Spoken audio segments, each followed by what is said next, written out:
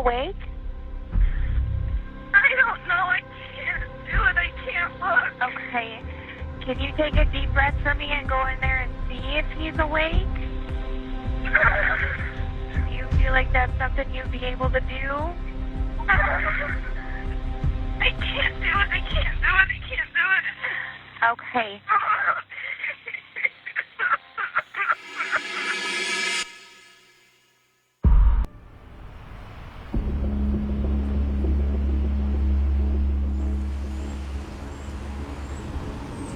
That morning, I was dispatched to a call of what's called an investigated death.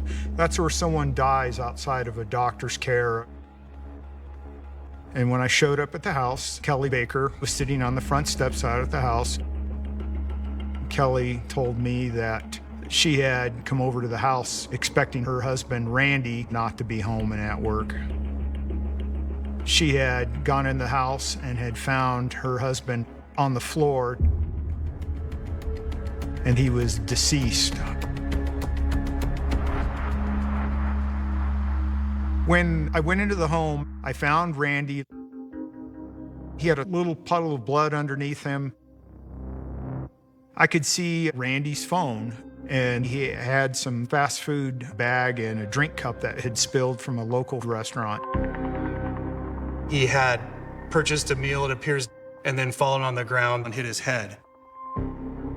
Kelly told me that Randy was suffering from some serious health conditions, and she thought Randy might have passed away due to some cardio issues.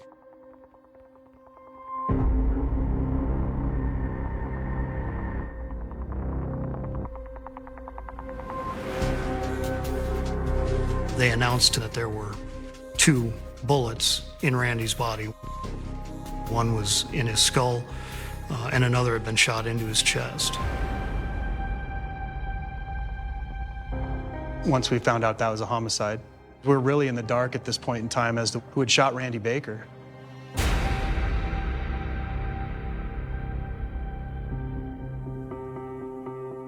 I always described him as like a big teddy bear because he was 6'5", like 260 pounds. So to everyone, he seemed very intimidating. But to me, he was so loving. Every night, my entire childhood, we would write notes to each other before bed. So I would leave it on my nightstand and he would switch it. Most of them were about how proud he was of me and I'm gonna love you no matter what.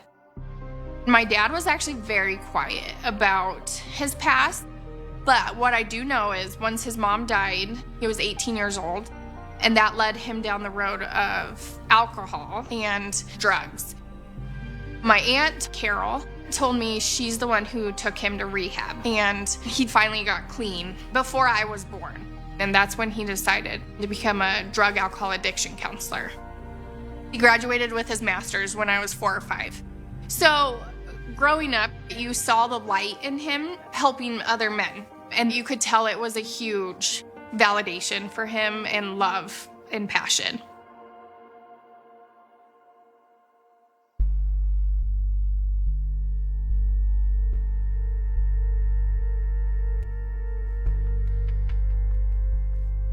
Kelly revealed that they had been married for many years, but now they were separated, and that she was living with a lady named Terry Lager in a town just south of Greeley.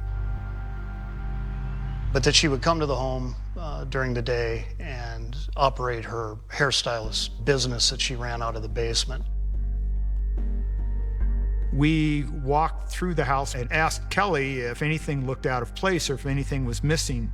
She said there was nothing else in the house that seemed out of place. But she pointed out that she couldn't find Randy's car that he would have driven home in when he returned home from work. I contacted his coworkers to see if possibly someone had given Randy a ride home, but was told no, that he hadn't.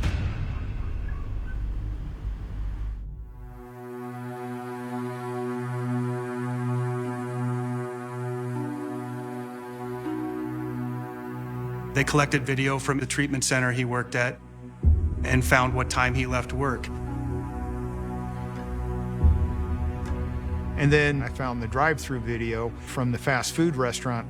And that showed that Randy, he had driven himself home. The restaurant's about a 10-15 minute drive from his house on the other side of Greeley.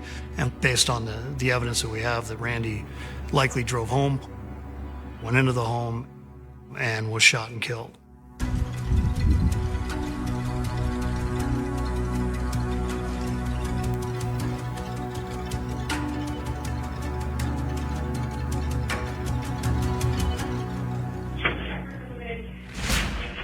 Do you mind sitting on one of these chairs on the left, just because they're recording behind me?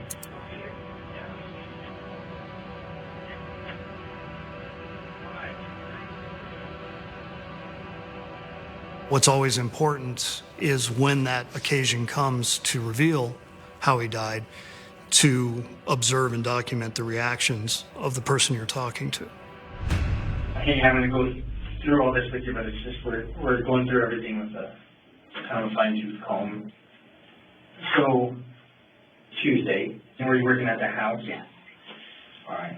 And what time did you get out of there? 5:30, Okay. 5:45 at the latest, and I walked out with my client. Did you go anywhere? Did you go out at all, or anywhere else I stopped and got gas before I went before you went home? to Terry's house, Okay. in Topsville. All right. So you're separated. What was the reason for the separation? And he was very sick, and he'd been very sick for a long time. He had cardiomyopathy, and he was diagnosed in 2003. The doctors gave him 5 years to live, said make the best of it, and that was in 2003. So we're here in 2017. He's been in and out of the hospital several times. Just very weak, very tired, very grouchy. And I did tell him, don't call me a bitch. You know, I'm taking care of you. I'm feeding you. I'm taking care of your clothes, your house, your car. Okay.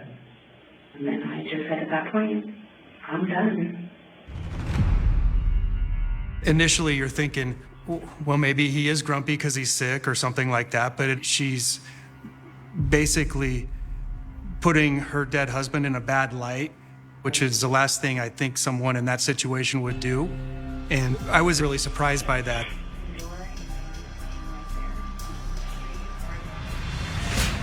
Did you have any kind of weapons in the house, firearms, or anything like that? No. No. Do you own any kind of firearm? Nope.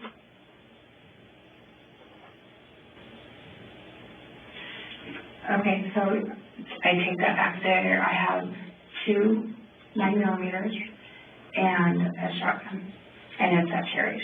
And I took them out because I was afraid that Randy would do something to hurt me. Okay. Why? I'm not trying to be rude. Why would you answer that you didn't have any if you had 3? You're kind of freaking me out.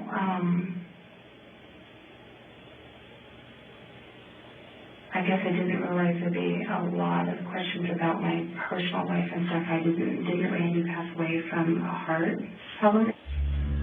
There are a lot of questions, and that's why I'm asking you so many, because stuff has come to light since then. Do I live in a trade? Am I in trouble? Right now, that's what I'm saying. I'm just trying to get information about this, okay? Okay. So, like with the guns, I'd rather have you just be honest with me instead of lying to me about it. Sorry. Okay? Yeah. In this county, it's more often than not expected that you have guns. And so a question like that is innocuous. And yet, for some reason, Kelly opted to initially deny that there were any firearms. And you said you took them because you were concerned that he would do something to you or him or both, or what were you thinking? Both, that maybe he had made a statement that he would, if he ever found out I was with somebody, he would kill me then and himself. Okay. And since the split, have you started seeing anybody or anything? Do you know if Randy started seeing anybody? I do know. Okay. Can I just wait here for a second? Sure. Do you need to use the bathroom or coffee or water or anything? All right.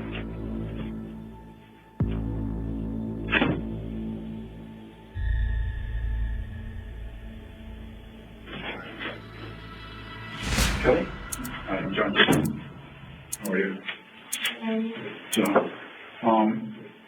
just a quick introduction. I'm a detective at the police department. Just have a bunch of stuff to follow up on with a car missing and those types of things. His phone can offer some answers to us. And what I'm asking you as the person who pays the bill on this phone and kind of the owner of this phone is if you would consent for us to go through this phone. Okay? Would you allow us to do the same with your phone? I have a question. I'm a little freaked out on why. Are you guys arresting him? No, you're not under arrest. We're doing an investigation. Okay. Okay? You're not under arrest. I'm just sorry. I don't. I understand, okay, and I want to explain to you. The coroner has ruled that the manner of Randy's death is a homicide.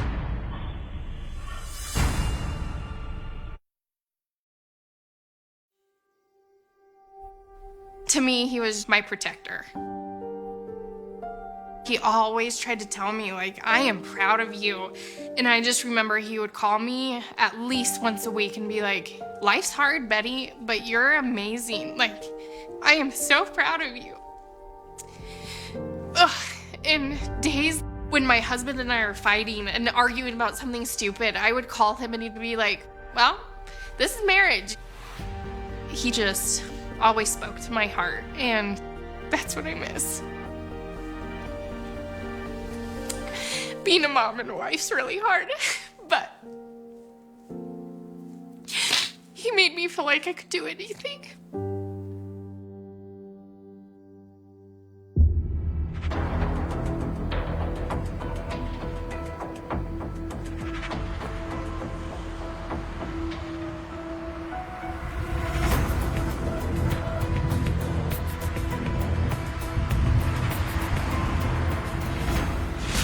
Okay, your husband is a victim of a homicide. Okay, so that is why I'm asking a lot of tough questions right now, and that is why I'm going to ask you for your phone.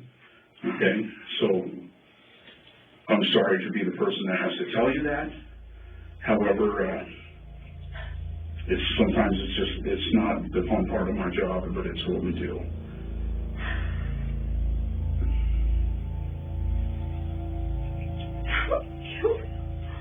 She appeared to start crying. However, Detective John Kinney would notice no tears. I was extremely suspicious of her at that point. Do I have to continue? Do I have to keep going?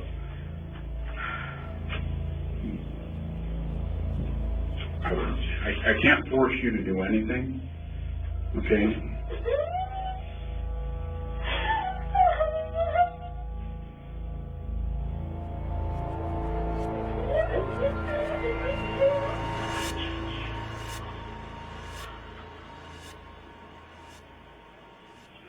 Kelly, the reason that I want to ask you these questions is because I think that you could provide some insight to who did this to him. Is there anything, Kelly?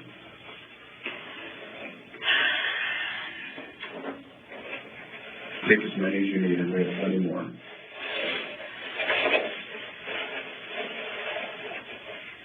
I will try. So I know you don't want to answer the question about if you've been seeing anyone or doing anything like that. Eventually, someone says something and we figure out who it is. So, is there someone?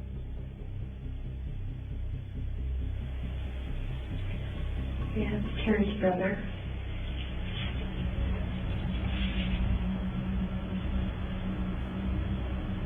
Client record. Okay, so is client part of the reason for your breakup? Mm-hmm. So what happened after? Mm-hmm. Okay, I'll be right back.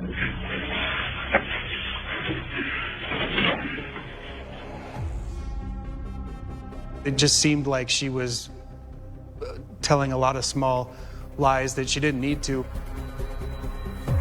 That raises big red flags when you're investigating a case. It leads one to think, what else hasn't she been truthful about?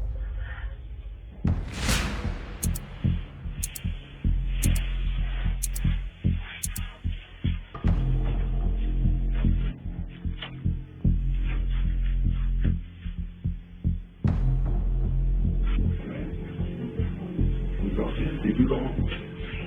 Do you not want to answer any more of some of the follow-up questions that I have? What's that? Okay.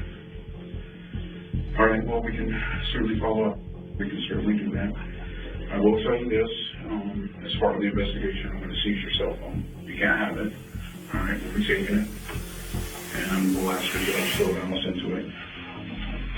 She's really apprehensive about Detective Kinney taking her cell phone. She essentially just shoved it across the table.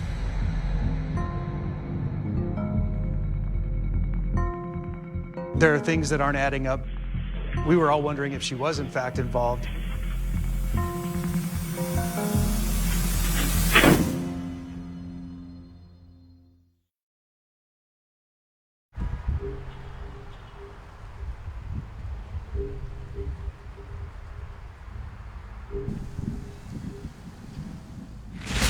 It's a long day, and we've done a lot on you.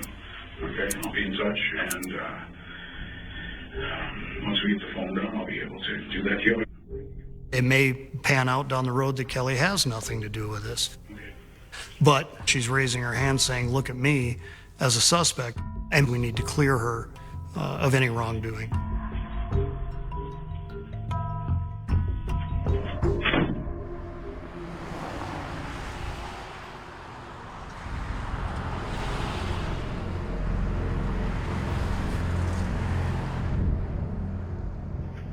Carol said that she had been in the house the night before as she cared for the dog while Randy was at work, but had left prior to Randy coming in.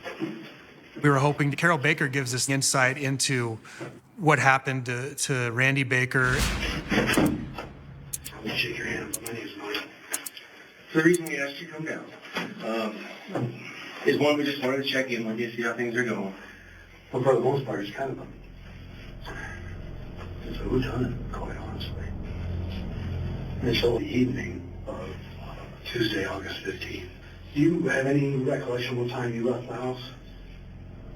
I went over there at 6:30 and I was there 5 minutes at the most. I just went in there, got the laundry, put the dog away, and then that was it. I always helped out with everything with my brother being sick. And this is 6:35, 6:40. Where'd you go from there? went over to my aunt's house, not very far from there. Mentally handicapped, and I spent the night with her. Did you see anybody suspicious in the neighborhood? Did you see any cars? No. Okay. But I was in a hurry to get back because, I didn't want to leave her too long. All right. Did the door stay open while you were in the house? No, I'm not positive. But since I got older, I can't remember things. Part of this investigation is looking at cell phones, so I'm going to have to take your cell phone. I'm sure Kelly told you we took hers for a little while. You're just next in line, that's all. Yeah. Carol was, by all appearances, extremely helpful in answering any questions with law enforcement. At this point, we have no indication that she was involved, but let's not turn our backs on anyone. At this point in time, the entire city of Greeley is a potential suspect. Do you have a car? Yeah.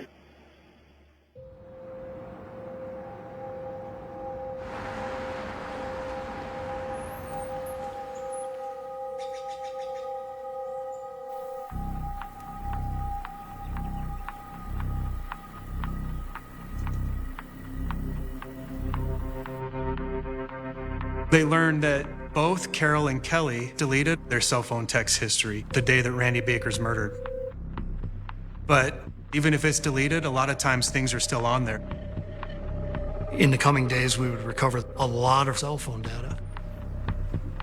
What I'm finding is Carol and Kelly had an extremely close connection. It was astronomical, the number of text messages exchanged between the two in any given day. and they would disparage Randy. Carol helped support Kelly's hatred, and these two little hens would just bicker about Randy, and it was upsetting. I was struck by a couple of their text messages. Around the end of July, Carol sent a phone number to Kelly. And that phone number comes back to a person named Kelly Raisley, who goes by the moniker Grizz. And it turns out Kelly Raisley is Carol Baker's son. I learned that he had recently ended a prison sentence in Greeley and was out of custody, living in the Denver metro area. There was conversations just outright, without hiding his name. There's comments like, yes, he'll do it. I promise you he'll do it. Talks of he'll do it for $10,000 or a Harley Davidson. There was discussions showing that Grizz was coming up to Greeley to collect the motorcycle after Randy was killed. There's a ton of evidence pointing towards his involvement in the conspiracy to commit murder. It appears he was intimately involved in this homicide, and Kelly and Carol were behind all this.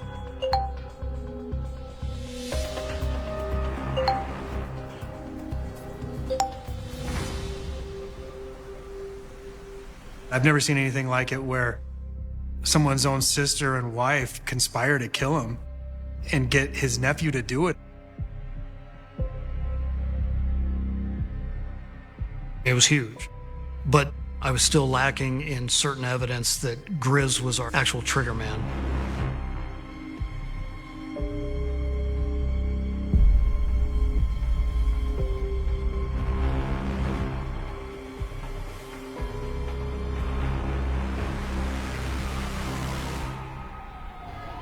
It was frustrating at that point. Finding Randy's car was one of the top priorities for the investigation to see where we would go to next.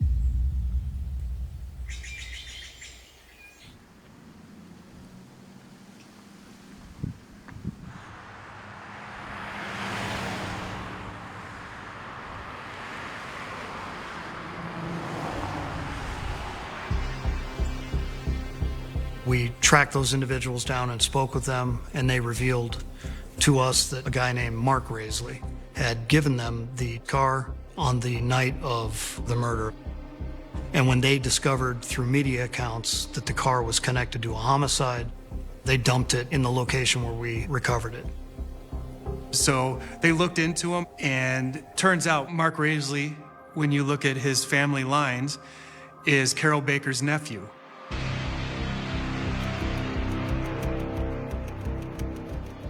It was a big break in the case. When we learned Mark Raisley had it, we were trying to link, well, how did Mark Raisley get it?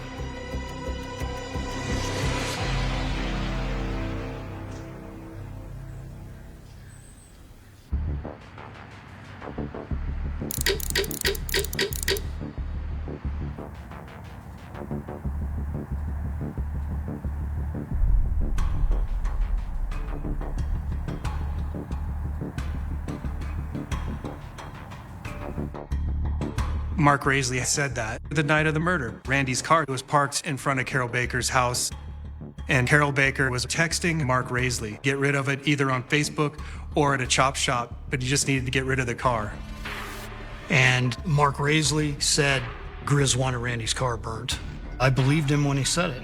Mark Raisley was helpful in answering any questions. At this point, I believe Grizz murdered Randy at the direction of Kelly and then took the car to his mom, and Carol Baker helped get rid of all the evidence.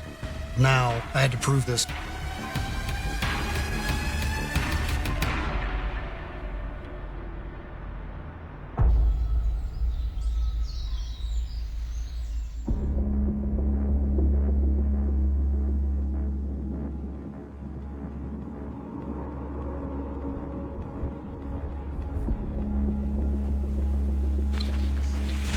Remember Mike, right? Hi, Carol. Couldn't have a seat. I devised the plan, and I created a fake photo array. In this photo array, her son has been placed in position number 2. We're hoping Carol would think that Kelly Baker came in and said her son did it. If she felt like Kelly Baker double-crossed her, then she's going to just give up the whole story then and probably blame Kelly Baker more than anyone else.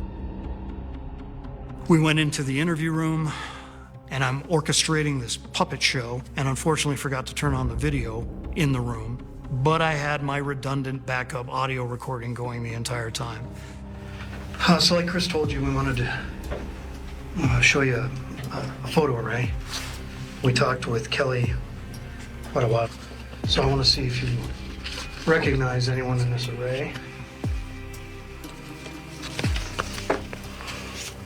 My son.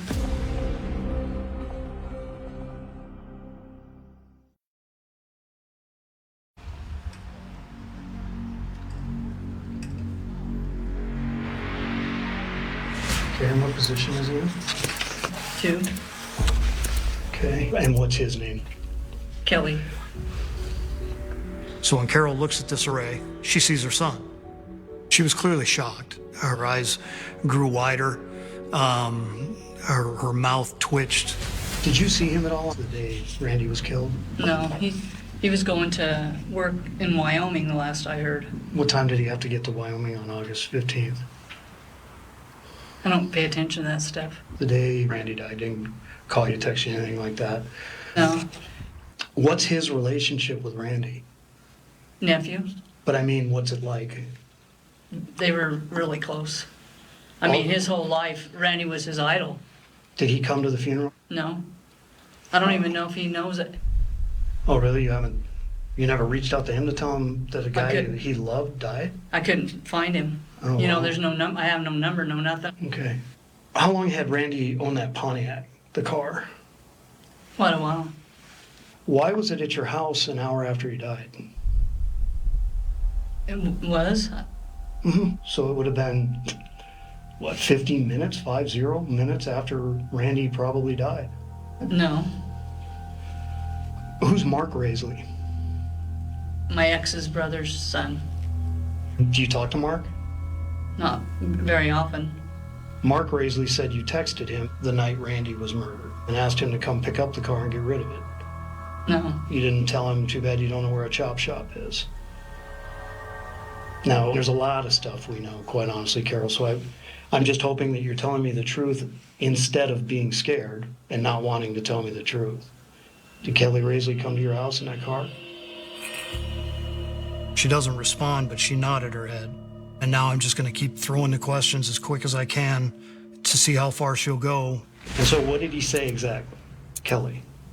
He goes, I took this car, but I don't want it. Did Kelly tell you that they wanted the car burned? He might have. And did you ask him, why do you have Randy's car? Said, how'd you get this? Why wouldn't you tell me all this? Kid. Your kid? You're trying to protect him, Mama Bear. I get it. Done it for his whole life. But he killed your brother. But I didn't know it. Suspected everything. And when she started to confess, I just wanted to keep it going for as long as she's willing to let me, to get evidence further implicating Kelly and Grizz and exploiting just how deep she was in this conspiracy. Why did you wipe your phone clean? I don't even know. You know, the funny thing about cell phones, even though you press delete, a lot of stuff stays inside of them. And in Kelly Baker's phone, a lot of the stuff she deleted stayed there. She's your best friend. She tells you everything. You exchanged 4,500 text messages with Kelly Baker from June 1st up to the murder. She discussed murdering Randy with you. Why would she do this? Why would she kill him? Wait for him to die. She has been for 14 years. And she just didn't want to wait any longer? So he was unbelievable to live with. So in July, when she's planning this murder, is she meeting with Kelly Raisley? Is she... Not in front of me. When we were in the room watching it live, one of the other officers looked up and said, the light's not on. It's recording sound, but not picture. So one of the other officers quickly turned on the video. Who was with Kelly in the house when he murdered Randy? Nobody was there. Just Kelly. Had to be just Kelly. Well, you know, when we've been talking, you know that they planned this out. You said that, right? Mm-hmm. You didn't shoot your brother. No. But how do you know Kelly Raisley was alone in the house when he murdered Randy? Just was. Was he in the house, Randy Baker's house, when you left? No. He was. I didn't see him.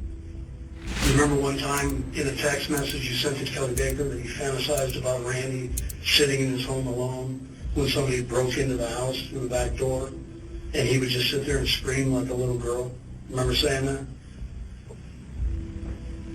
I guess my questions now are kind of, what role did you play in Randy's murder?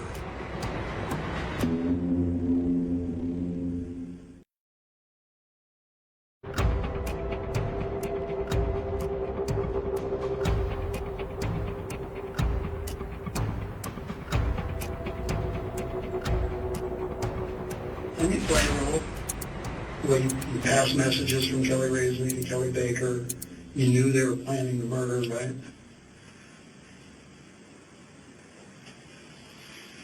I think I need an attorney.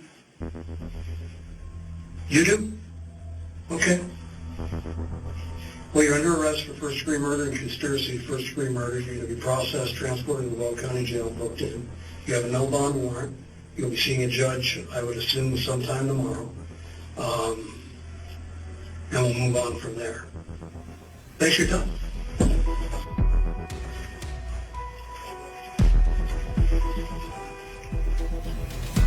I had some concerns that Carol might not give up as much information as she did, but Detective Prill's interview techniques led to her talking, and she gave us a lot of information that helped the case.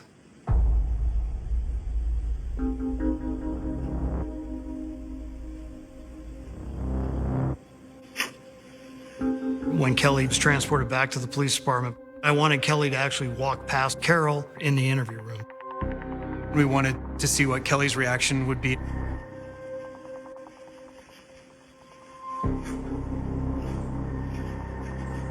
be back with you in a minute, Carol. They locked eyes. They both saw each other and realized now that both of them are in custody for this. So I'm leaving both sides to believe that the other gave them up.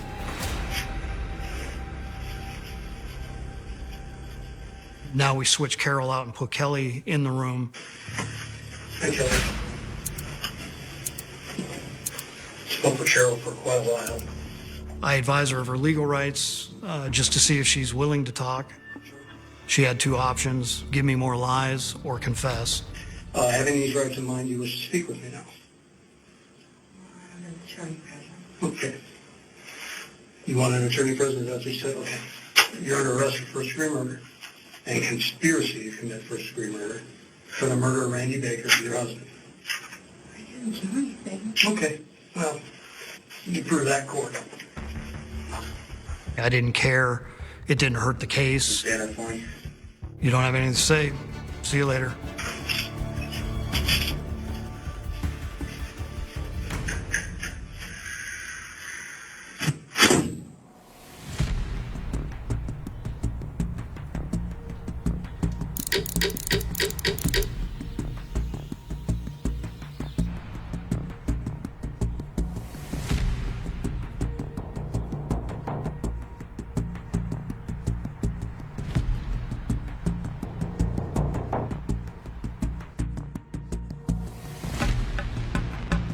So now we have Kelly Baker, Carol Baker, and Kelly Raisley in custody for this.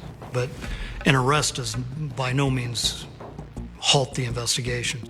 We are seeking justice, and we continue to collect vast amounts of evidence proving their guilt.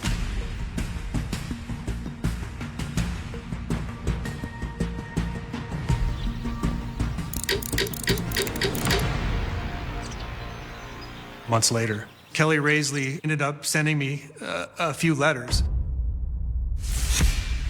And it's clear he wants to talk to me and provide information on what happened.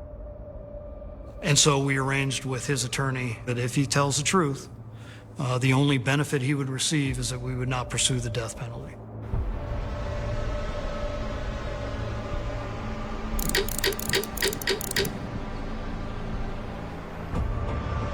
He's a big guy. He's a killer. My concern is this entire setup is a means for him to either attack Chris or I, or hoping for a chance to escape. So I laid out the room in such a way to put barriers up in case that was something he did. I call you Kelly. But I'm laid back and casual with him because he asked for this. It was an opportunity for me to have a lot of unanswered questions finally answered. Were you approached ultimately and talked about what you get paid for doing this?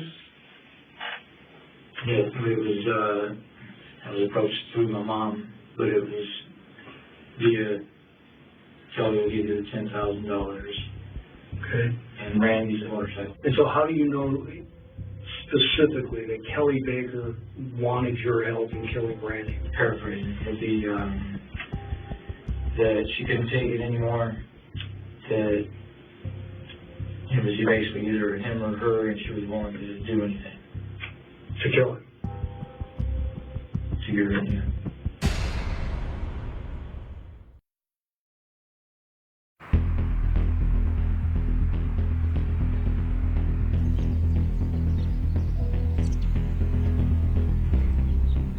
She made it look like she was, you know, the victim.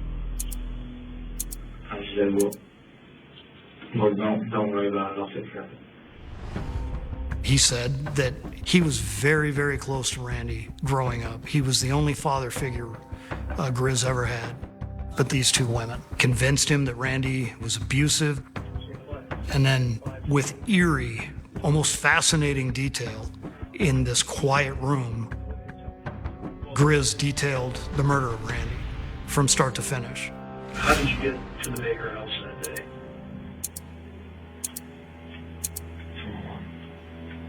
Okay.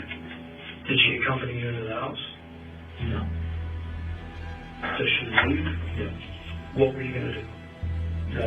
Strangle and then make it look like a suicide. But I couldn't hear the garage door open because it's raining, and I summoned my peripheral vision cop.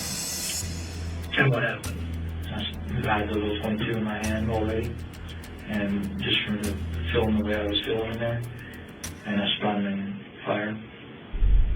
You said in the letter, it's important to you to relate, I think, through me, that whether or not he suffered. No, he was, when he fell, when he collapsed, he was, to my knowledge, he was unconscious. Okay. My mom became trapped in the middle of whatever she was being fed from Kelly. I feel like I got played. Did these ladies think they were going to get away with this? Apparently, yeah.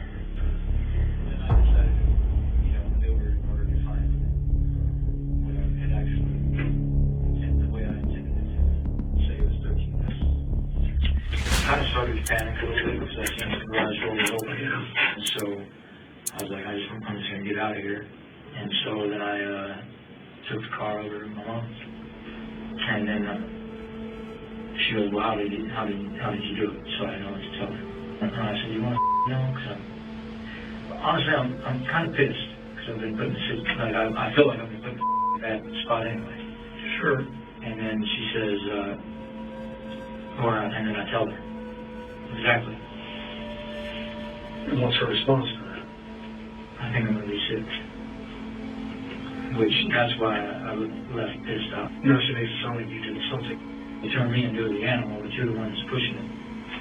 Because I could have just taken the G6 and left completely and just came back from the stolen ride. But it was more of a kind of a, you're getting your hands dirty. So you made that decision from the house and just get your mom involved. Interesting. So ultimately, how much were you paid? It had been 13 and a bike. And the bike.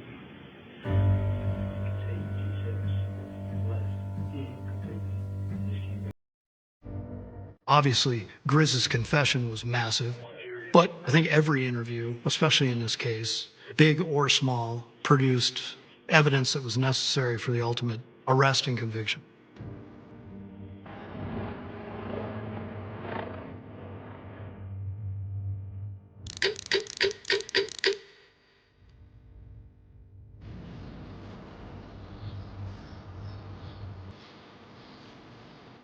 Kelly Raisley pled guilty to first-degree murder and got sentenced to life without parole.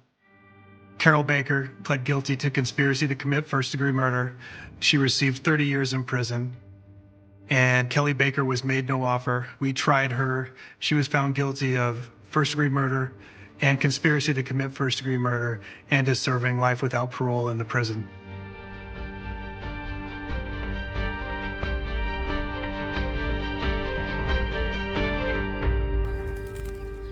Anybody who could orchestrate another person's death, especially utilizing somebody's own family member, is a psychopath. I'm thrilled to know that Kelly Baker will never see daylight again as a free person, nor her nephew, and nor will Carol. Justice has definitely been found in the realm of crime and punishment. But Randy Baker's daughter woke up this morning without her dad. So in that sense, there is no such thing as justice.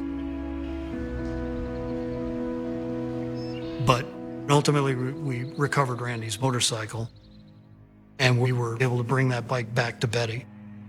And that was huge for me. It was almost like the book was closed. They were all in prison, but he was coming home with me a little bit. It's in our garage, and I'll go when I miss him and just sit on it and talk to him. My youngest was sitting on his motorcycle the other day, and I'm like, God, he would have been so happy to see like one of his grandchildren on his motorcycle just loving life. And I found like peace in it. Like, Dad, you like raised me, and now I'm raising 4, almost 5 other little kids like that might not have got to know you, but they know you.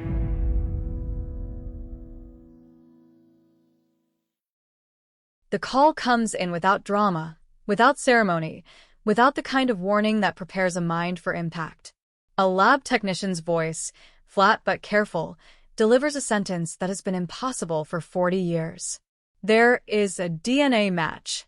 Not partial, not speculative. A clean hit, the kind that does not ask questions, the kind that ends arguments before they begin. In California, in a case buried since 1982, time folds in on itself, and the past suddenly breathes again. Back then, the city was different. Louder in some ways, quieter in others. Fewer cameras, fewer records, more space for people to disappear between moments. On a warm night in the early 80s, a young woman failed to come home. No alarms. No breaking news banner, just absence, slipping into the hours unnoticed. By morning, that absence had weight. By evening, it had a name. And by the end of the week, it had become a cold case in the making, though no one dared call it that yet.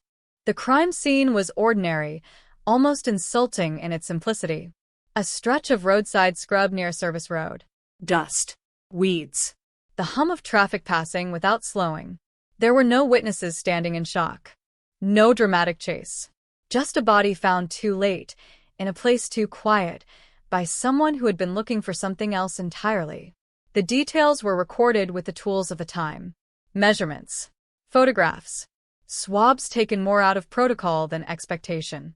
DNA as a concept existed mostly in theory, not in courtrooms. Detectives worked the case hard in the beginning. They knocked on doors. They traced routines. They asked the same questions until the answers blurred together. Friends were interviewed. Coworkers. Former partners. Everyone had an alibi that sounded reasonable enough. Everyone knew the victim in a way that could be framed as suspicious if pushed hard enough, but nothing held. No fingerprints that mattered. No fibers that spoke. The evidence went quiet. The community reacted the way communities often do when fear arrives without explanation. Windows closed earlier. Parents waited longer in driveways. Conversations lowered in volume. The name of the victim circulated, then slowly stopped being spoken aloud, replaced by phrases like, "that girl," or "what happened last year." The case slipped from headlines to memory, from urgency to background noise. Years passed. Detectives retired. Files yellowed. The box containing the evidence moved shelves, then buildings. The case number remained the same, but the people who remembered its texture thinned out. DNA advanced in labs across the country, solving cases no one thought solvable, but this one stayed asleep. No one thought the evidence would ever speak. Until it did.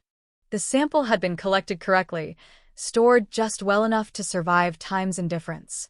When a cold case unit revisited the file decades later, it was almost out of obligation rather than hope. A grant. A backlog. A why not? The sample was sent to a modern lab, run through databases that did not exist when the crime was fresh. And then the system stopped scrolling. The match was immediate, unambiguous.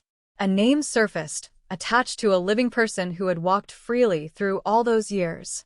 A person who had aged, built a life, passed background checks, blended into the world so completely that the crime had never found its way back to him. Until now. Veteran detectives, some of whom had seen thousands of cases die slow deaths, sat in silence when the confirmation arrived.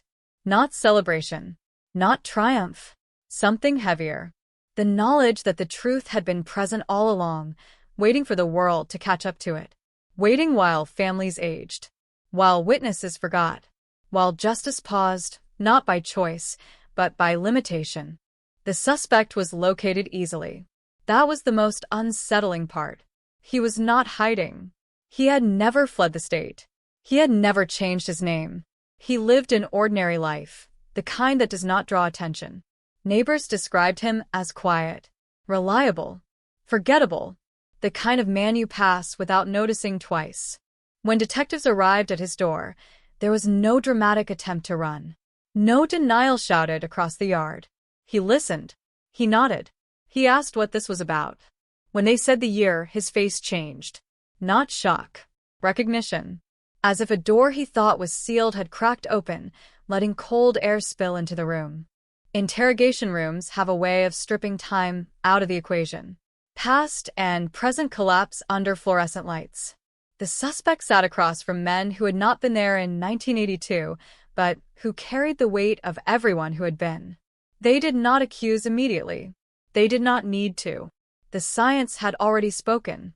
He tried at first to explain without explaining, to suggest confusion, to say he did not remember that night clearly. But memory is a fragile shield against certainty. When the DNA was mentioned, his posture shifted. Shoulders tight, hands still. The body understands what the mouth resists. He asked how. How they could know. How something so old could come back. The answer was simple and terrifying. Progress. The idea that the past does not stay buried just because it is quiet. The confession did not arrive in a rush. It leaked out slowly, through pauses and half-sentences. He admitted to being there, then to knowing her, then to an argument that escalated faster than he expected. The words were stripped of drama, almost bureaucratic in tone, but the weight was unmistakable. A life ended. A decision made, a silence maintained for decades. For the family, the news arrived like a delayed explosion.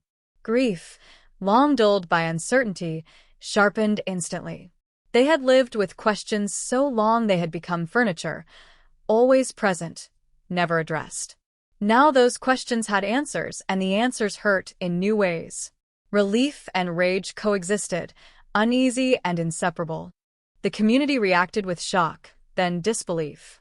People replayed memories, wondering how they had shared space with someone capable of such violence. They asked the same question communities always ask when a cold case breaks. How did we not know? The answer, as always, was uncomfortable. Because monsters do not announce themselves. Because normalcy is an effective disguise. In court, the DNA evidence stood firm. The defense had nowhere to attack it without attacking science itself. The confession, though carefully worded, aligned with facts only the perpetrator could know. The years between crime and arrest became irrelevant in the face of proof that did not degrade with time.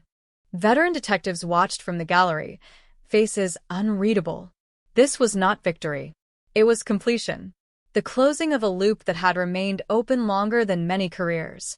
They thought of the first officers on the scene long gone now, of the early leads that led nowhere, of the box on the shelf that almost stayed there forever. The case sent ripples through law enforcement circles across the state. Evidence rooms were re-examined. Old files reopened. The message was clear and unsettling. Time is no longer a guarantee of escape. DNA does not forget. It waits. For the suspect, the years of freedom collapsed into a single moment of consequence. The life built on silence crumbled under the weight of truth. There was no negotiation with the past anymore. Only acknowledgement. And for the victim, whose name had faded from headlines but never from the people who loved her, something shifted. Not closure. That word is too clean. Something closer to recognition. A confirmation that her life, and her death, had not been forgotten. That the quiet years were not indifference, but delay. As the courtroom emptied and the headlines moved on, one truth lingered, heavier than the rest. This case was never really cold. It was waiting for a world capable of hearing what the evidence had been trying to say since 1982. The shock does not fade when the courtroom lights dim.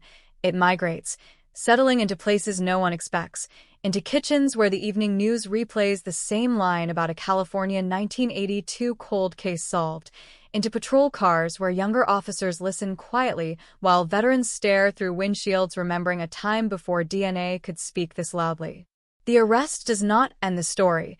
It detonates it, scattering fragments backward and forward through time, forcing every detail to be re-examined under a harsher light. Detectives return to the file with new eyes, not to find the suspect anymore, but to understand the long silence that protected him. The original notes read like a different language now, written by hands trained in an era of instinct and legwork rather than databases and algorithms. Interviews transcribed on thin paper. Sketches of timelines that never quite aligned. Names circled in pencil, crossed out, circled again. The investigation had not failed through negligence, it had failed through limitation. That distinction matters, but it does not erase the weight. They reconstruct the night again, minute by minute, not because the court requires it, but because the mind does. The victim leaves a familiar place. A route she has taken before. A stretch of road that should have been safe. Somewhere along that path, an encounter unfolds without witnesses, without sound loud enough to carry beyond the moment. The suspect's confession fills some gaps, but not all. It never does. Confessions explain actions, not intentions. They rarely explain why a life becomes expendable in the mind of another. The suspect describes himself then as younger, impulsive, angry in ways he could not articulate. He avoids certain words, replaces them with softer ones, but the detectives hear what is missing as clearly as what is said. He speaks of fear after the fact, of panic, of decisions made too quickly to reverse. He does not speak of empathy. That absence sits heavily in the room. Outside the interrogation space, prosecutors begin assembling a case built on certainty rather than speculation. DNA anchors everything. It is the spine around which all other evidence aligns. For decades, this case had no spine, only scattered limbs of information that never formed a body strong enough to stand. Now it stands on its own, unshakable. The defense strategy is predictable, almost tired. Question the chain of custody. Suggest contamination. Hint at the unreliability of memory after so many years. But each attempt collapses under scrutiny. The evidence log shows care, not perfection, but enough. The lab protocols are meticulous. The match probability is astronomical. The past resists being rewritten. Media coverage intensifies, then sharpens. Headlines grow more dramatic. Words like forgotten and buried appear alongside DNA breakthrough and stunning arrest. The public consumes the story in fragments, rarely sitting with the full weight of it. Sound bites replace silence. The victim's name trends briefly, then is replaced by the next breaking alert. But for those closest to the case, there is no scrolling past it. Family members attend hearings with a quiet resolve that unsettles observers. They do not display the raw emotion people expect. That happened years ago, in private, without cameras. What remains now is something steadier, more controlled, shaped by decades of unanswered questions. When they look at the man accused of ending their daughter's life, they do not search his face for remorse. They search it for confirmation that this is real, that the nightmare finally has edges. The suspect's own family becomes collateral damage in a story they never knew they were part of. They grapple with disbelief, then shame, then a fractured loyalty that has no clean resolution. They replay their own memories, scanning for signs they missed, moments that now feel tainted by hindsight. Normal interactions become suspect. The past rearranges itself in their minds, cruel and irreversible. Veteran detectives are asked to comment, to reflect, to offer insight into how it feels to see a case solved after so long. Their answers are careful.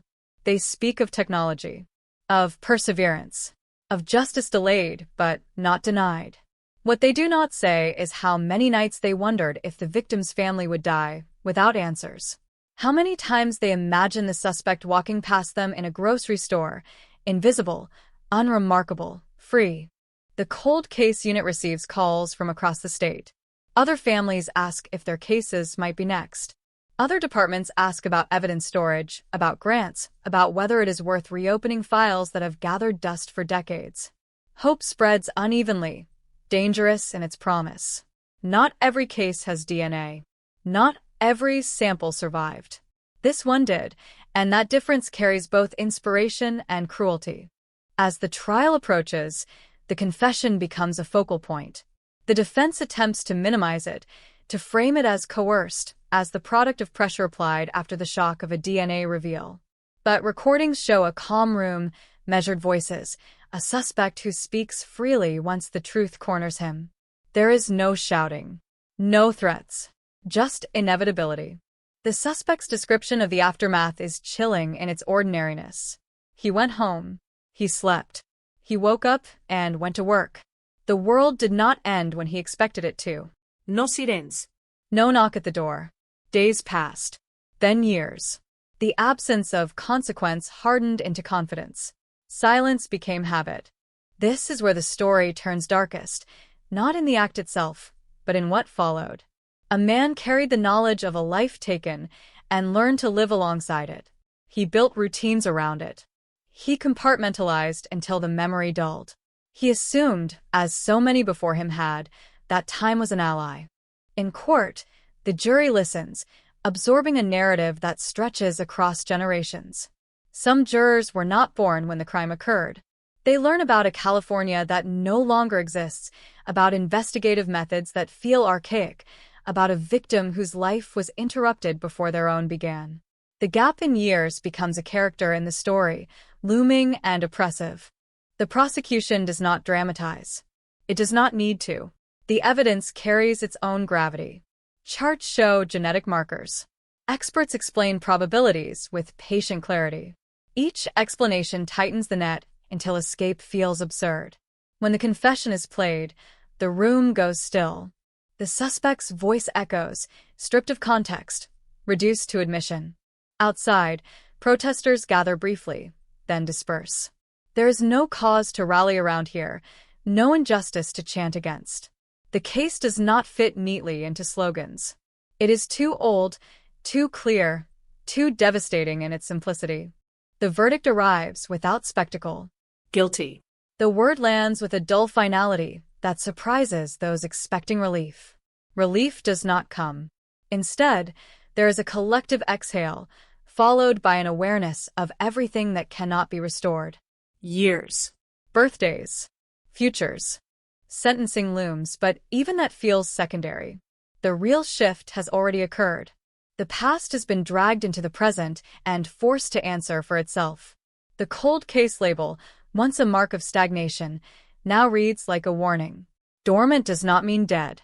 As the suspect is led away, he looks smaller than he did at arrest, diminished by the collapse of the life he thought secure.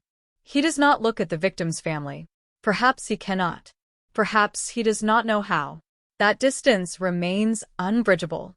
In the weeks that follow, the evidence room becomes a place of pilgrimage for investigators. Boxes are pulled, samples examined, labels checked.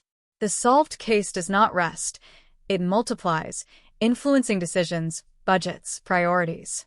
DNA kits are approved. Old policies rewritten. The ripple effect extends beyond one courtroom. And somewhere in the quiet moments, when the noise of media fades, a deeper realization settles in. This case was solved not because someone remembered, but because something endured. A fragment of biological truth preserved against odds, waiting for a future capable of understanding it. That patience changes the way justice is perceived. It is no longer a race against time. It is a test of whether time itself can be outrun. The story does not end here. It cannot. It lingers in the spaces between progress and loss, between what was taken and what was finally acknowledged. The California 1982 cold case has a verdict now, but its shadow stretches far beyond the sentence, into every unsolved file, into every assumption that silence equals safety, into every moment where the past seems quiet but is, in fact, listening. Time does something strange after a verdict like this. It doesn't move forward cleanly. It circles. It drags the past back into rooms that thought they were done with it.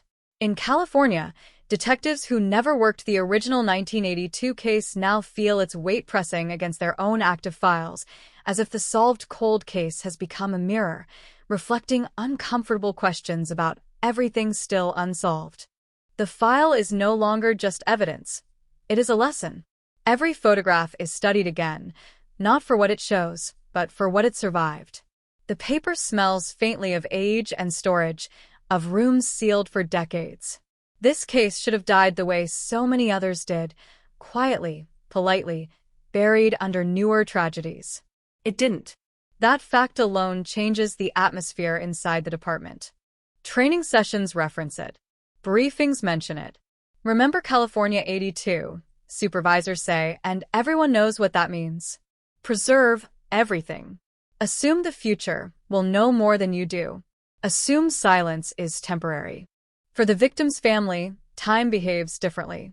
They wake up into a world where the word unsolved no longer follows their daughter's name like a shadow.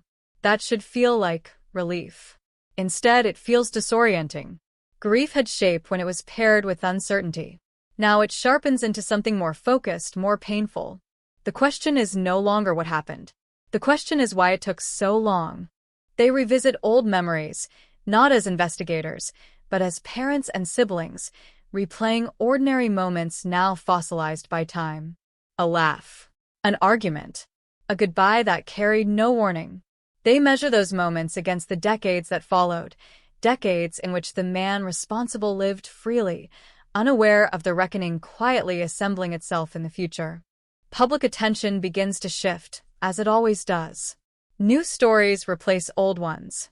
But something lingers beneath the surface. The solved case has planted a seed of unease. If this crime could wait 40 years to be answered, what else is waiting? Cold case units across the country feel the pressure.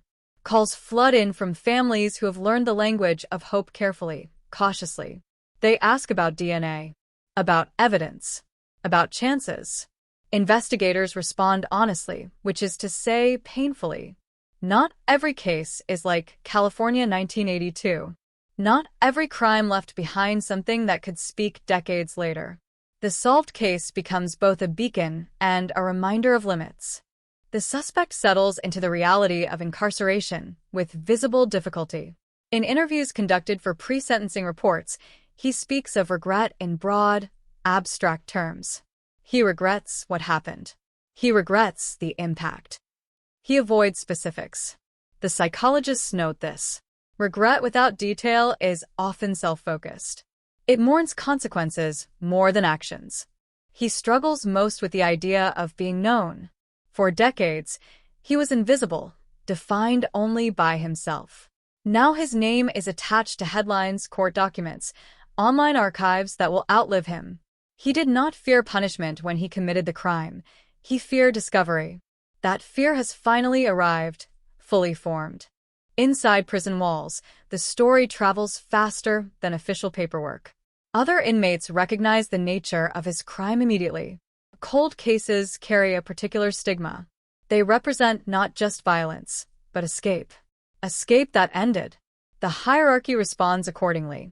He learns quickly that time served in freedom does not translate to respect inside. Back in the community, people begin to examine their own memories of the early 80s. The solved case unlocks a collective nostalgia that turns sour on contact. They remember the way people trusted more easily, the way hitchhiking was common, the way danger felt abstract. That illusion cracks. The crime did not happen in a dark alley or a nameless city. It happened here, among ordinary routines. Journalists request follow-ups, anniversary pieces, expert commentary. They ask the same question repeatedly, phrased differently each time. How many cold cases like this are out there? The only honest answer is unknown. The number is large enough to be unsettling, small enough to keep hope alive. Forensic scientists involved in the DNA analysis speak carefully. They explain technology, not triumph. They emphasize process over miracle. But even they admit off-record that cases like this feel different. There is a quiet satisfaction in watching evidence outlast human error, human forgetfulness, human denial. The detectives who led the reopened investigation find themselves grappling with an unexpected emotion: guilt. Not personal guilt, but institutional guilt. The awareness that justice depends too heavily on the era in which a crime occurs. They know they did everything right with the tools available. They also know that right was not enough. That contradiction sits heavily. One detective, nearing retirement, admits privately that the case has altered his relationship with time. He no longer believes crimes age out of relevance. He no longer believes perpetrators truly move on. He has seen how the past can wait patiently, gathering strength until the moment arrives to speak with authority. The courtroom empties, but transcripts live on. Law students study the case. Criminology classes reference it. The cold case becomes academic material, its emotional core flattened into lessons about evidence preservation and technological advancement. Something essential is lost in that translation, but something useful remains. Awareness.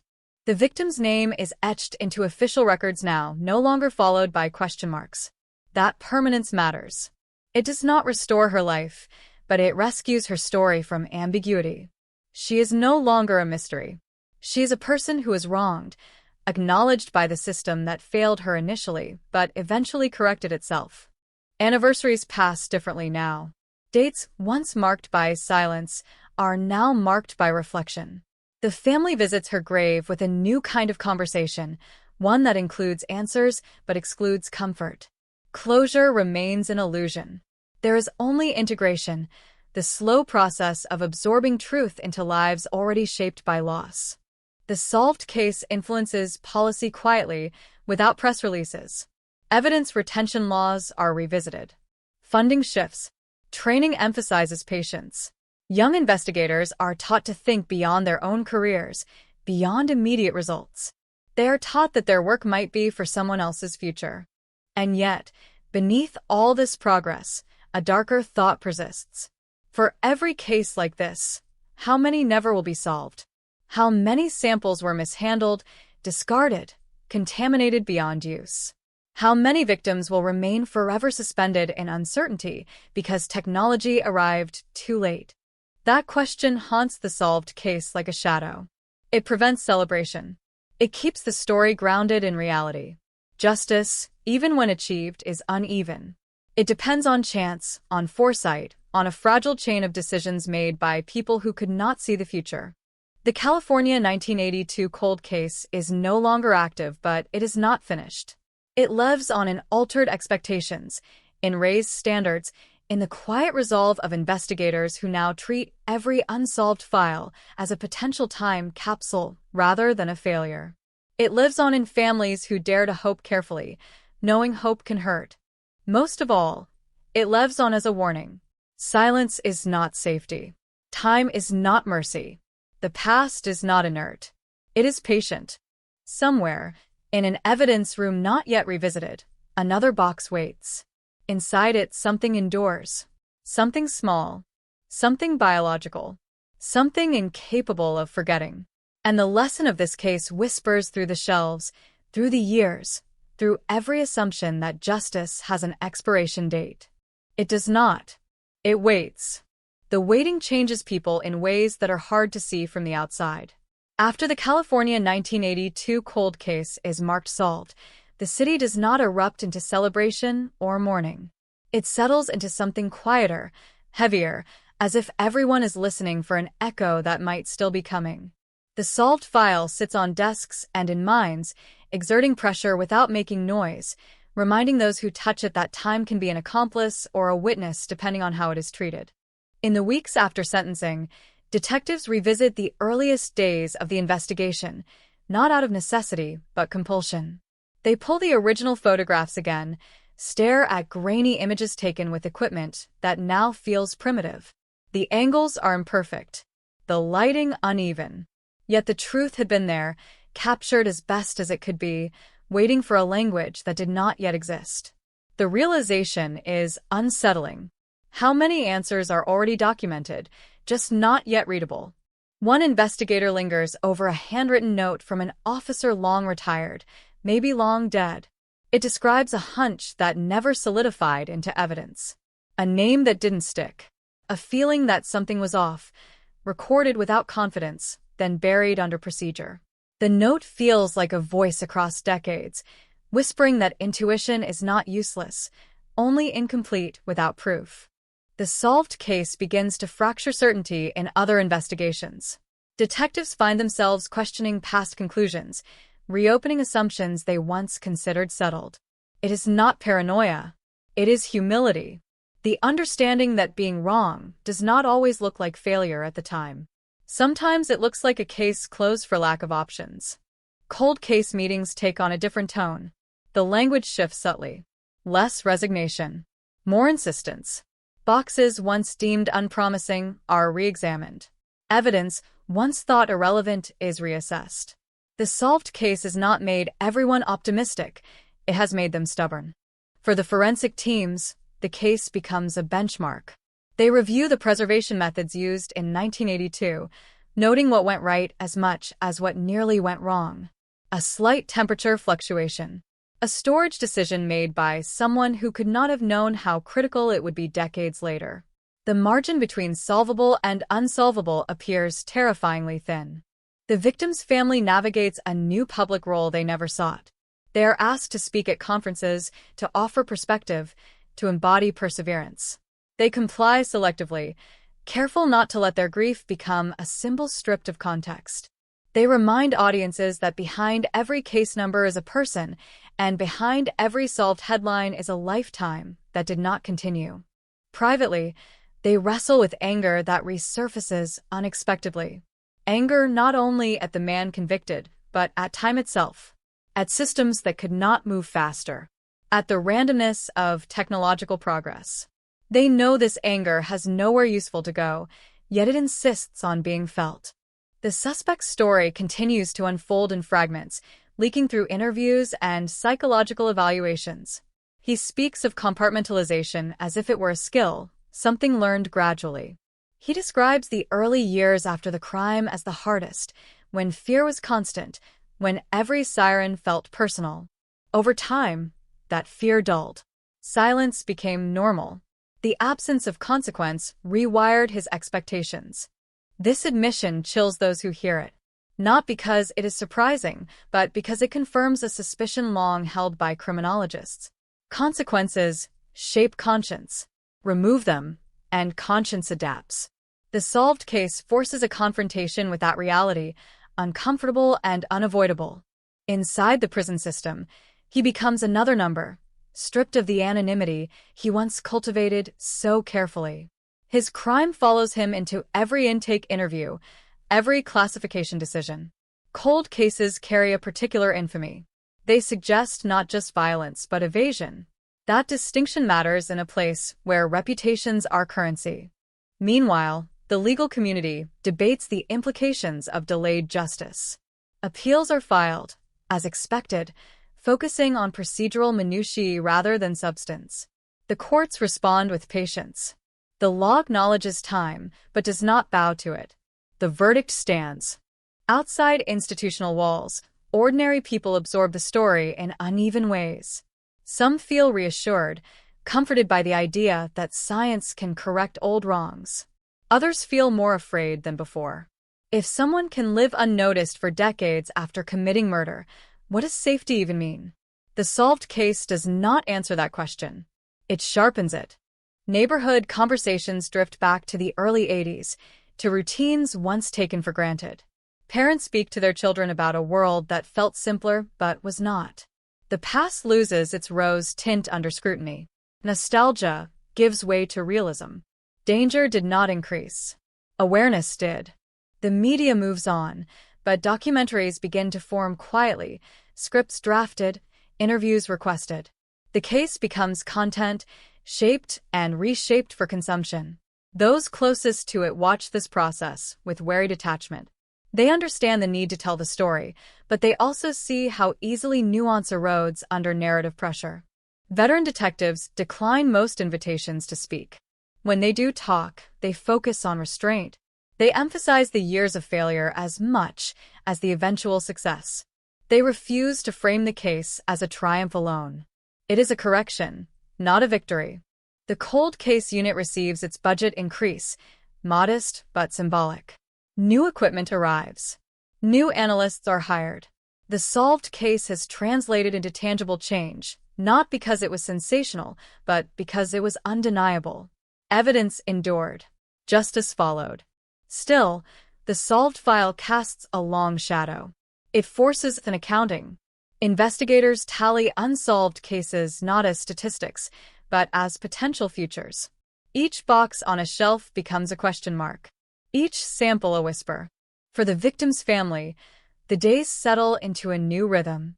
Court dates are replaced by anniversaries of a different kind. They mark the day the verdict came down, the day the truth was spoken aloud in a courtroom. These dates do not replace the original loss. They layer over it, creating a timeline that is heavier but more complete. They find themselves dreaming differently now.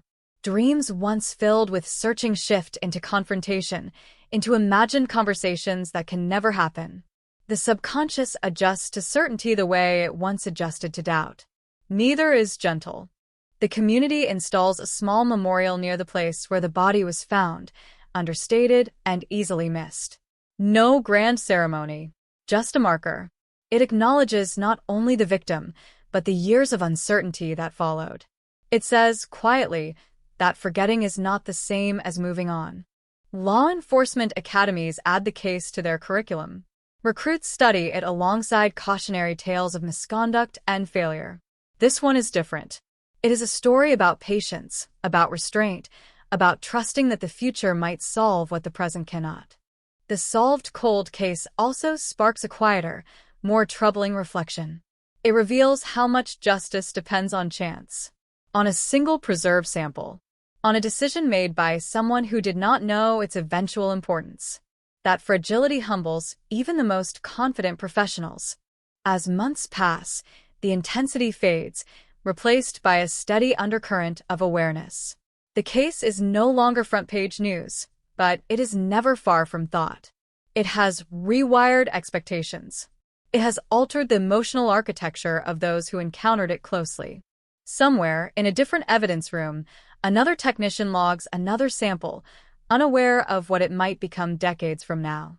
The lesson of California 1982 hovers over that moment, invisible but present. Preserve everything. Assume nothing. Trust time, but verify it. The case does not rest because it cannot. It has become part of a larger conversation about accountability, memory, and the limits of forgetting. It has proven that the past is not static. It evolves as tools evolve, as perspectives shift. And so the solved cold case continues to work long after the sentence is handed down, long after the headlines fade. It works on minds, on systems, on assumptions. It works quietly. It waits. The quiet that follows a case like this is not empty. It hums. It presses against conversations and decisions, shaping them without announcing itself. In California, the solved 1982 cold case has moved from shock to influence, from headline to undercurrent, altering how people think about time, evidence, and the uneasy idea that the past is never finished with the present. Inside the department, a subtle shift takes hold. Investigators speak less about closure and more about stewardship. Evidence is no longer treated as a relic of a failed moment, but as a promise to a future that might finally understand it. Storage rooms are reorganized. Protocols rewritten. Old habits questioned. The solved case has turned patience into policy. A young analyst pores over files late one evening, comparing evidence logs from different decades. She notices patterns that were invisible before, which cases preserved biological material and which did not, which relied on witness memory alone, which quietly assumed that time would erase responsibility. The solved case becomes her reference point, the silent argument that careful preservation is not bureaucratic obsession but moral obligation. Veteran detectives feel something else entirely. They feel exposed. Not accused, not blamed, but confronted with the truth that their best efforts were sometimes not enough. Some welcome that realization. Others resist it. Pride and humility collide in hallways and meeting rooms, producing tension that has nothing to do with budgets or staffing. The case has challenged not just methods, but identities. The victim's family navigates this evolving landscape with a wary grace. Invitations continue to arrive, requests to speak, to testify, to be symbols. They choose selectively, understanding the difference between advocacy and spectacle. When they do speak, they avoid slogans. They talk about years lost to uncertainty, about how grief changes shape when questions are answered too late to matter in practical ways. They describe the peculiar cruelty of delayed justice, the way it resolves nothing while still being necessary, the way it validates pain without undoing it. Audiences listen closely, some nodding, some uncomfortable. This is not the clean narrative people crave. It refuses to simplify. The convicted man's appeals wind slowly through the system, predictable in their arguments and limited in their reach. His attorneys focus on procedure, on the age of the evidence, on hypothetical contamination that the record does not support. The courts respond with documentation, with timelines, with science. The appeals stall, then fail one by one. The certainty holds. Inside the prison, the man adjusts to a life defined by surveillance and routine, a sharp contrast to the freedom he once navigated without consequence. He writes letters that are never sent, drafts apologies he cannot bring himself to complete. He claims remorse in therapy sessions, but the clinicians note its vagueness, its focus on personal loss rather than the life he ended. The distinction matters. He dreams often of the early years after the crime, when fear was sharp and constant. In those dreams, sirens never stop. Doors are always about to open. He wakes relieved, then remembers where he is, and the relief collapses into something colder. The waiting is over. The reckoning has arrived, permanent and unyielding. Outside, the community processes the story unevenly. Some residents feel reassured by the system's eventual effectiveness. Others feel betrayed by the illusion of safety they once believed in. Conversations drift toward questions no one can answer definitively. How many crimes go unnoticed? How many perpetrators walk freely because time favored them? The solved case has not resolved these fears. It has legitimized them. Local schools incorporate discussions about forensic science into their curricula, using the case as an example of how knowledge evolves. Students learn about DNA, about probability, about the ethics of evidence preservation. They also learn, indirectly, that justice is not guaranteed by good intentions alone. It requires patience, rigor, and sometimes decades of waiting. Media interest resurfaces briefly with each failed appeal, then fades again. The story has entered a different phase, one less dramatic but more enduring. It is no longer about the shock of discovery, but about the slow integration of truth into systems and memories. Documentarians approach it cautiously now, aware that sensationalism would flatten its complexity. For the detectives who reopen the case, the experience lingers in unexpected ways. One finds himself more meticulous than ever, double-checking logs, insisting on redundancies. Another becomes more empathetic with families, less willing to offer premature reassurance. The case has recalibrated their instincts, replacing confidence with vigilance. Cold case units elsewhere feel the ripple effect. Grants are applied for. Evidence rooms audited.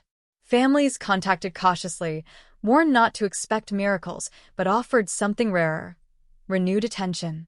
Some cases yield new leads. Others confirm that nothing usable remains. Both outcomes are treated with honesty. False hope is avoided, even as possibility is acknowledged. The solved case also ignites debate within legal circles about statutes of limitations, about whether time should ever protect violent offenders. Opinions diverge, but the case stands as a data point, a reminder that technology can outpace law if law does not adapt. Legislators cite it quietly in committee rooms, shaping policy changes that will not carry its name, but will carry its influence. For the victim's family, daily life continues in a fragile equilibrium. They return to routines interrupted long ago, carrying answers that no longer demand pursuit, but still demand processing. They visit the memorial occasionally, noticing small tokens left by strangers: flowers, notes, stones. The recognition is comforting and unsettling. Their private grief has become public memory. They struggle with a paradox that refuses to resolve. They are grateful for the truth, yet resentful of the years stolen by its absence. They acknowledge the dedication of investigators while mourning the limits of the era that failed them. These emotions coexist without canceling each other out. Healing, they learn, is not linear. It is layered. The solved case prompts a broader cultural reflection on memory and accountability. It challenges the assumption that forgetting is natural or harmless. It suggests instead that forgetting is often a choice, reinforced by convenience and fatigue. Evidence, unlike memory, does not choose. It waits. In professional conferences, speakers reference the case when discussing long-term evidence management. Slides show timelines stretching across decades, that's representing technological milestones that finally intersected with preserved samples. The audience watches, quiet, aware that they are seeing not just a success story, but a warning. Miss one step, and the future may have nothing to work with. The case also reshapes public understanding of justice. It undermines the idea that justice is swift or simple. It reveals it as conditional, dependent on resources, foresight, and the slow march of innovation. This realization is uncomfortable but necessary. It replaces myth with reality. As years pass, the case becomes less about the individuals involved and more about the systems it touched. Policies endure. Practices change. The ripple effect spreads quietly, influencing decisions made by people who may never know the case's details. That anonymity feels appropriate. Justice, after all, is not meant to be personalized indefinitely. And yet, at its core, the story remains human. A life taken, a silence maintained, a truth delayed.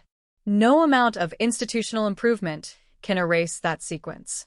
It can only prevent its repetition. On certain nights, investigators still think about the moment the DNA match appeared on the screen, the sudden collapse of decades into a single confirmation. That moment redefined their understanding of time. It taught them that the past is not gone, only dormant, waiting for the conditions that allow it to speak clearly. The California 1982 cold case continues to work its way through minds and systems long after the sentence has been handed down. It has become a reference point, a cautionary tale, a quiet motivator. It does not shout. It does not demand attention.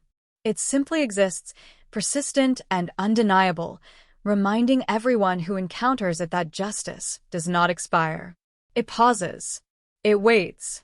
Time keeps moving, but the solved case does not recede.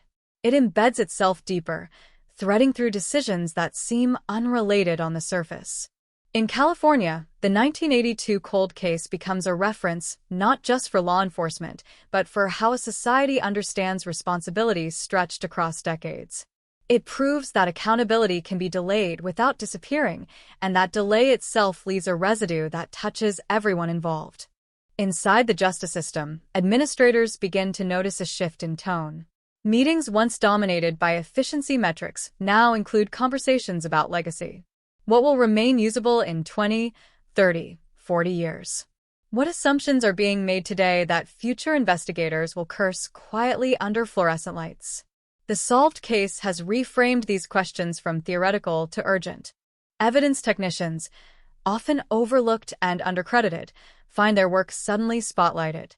Their role is discussed in training videos, their decisions scrutinized with new respect. The lesson is clear and unsettling. A single misstep in storage, a single shortcut justified by workload, can erase a future's chance at truth. The California case survived not because everything was done perfectly, but because enough was done right. In cold case units, the atmosphere grows heavier, more focused. Investigators no longer joke about files older than their careers. They handle them with a different kind of seriousness, aware now that age is not an endpoint, but a variable. Some cases are reopened with cautious optimism. Others are reviewed and respectfully closed when it becomes clear that nothing remains to be tested. Honesty replaces illusion. The victim's family experiences the passage of time differently now.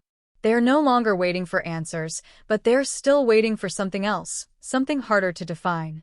Perhaps acknowledgement that the delay mattered, that the years without resolution were not neutral, not harmless.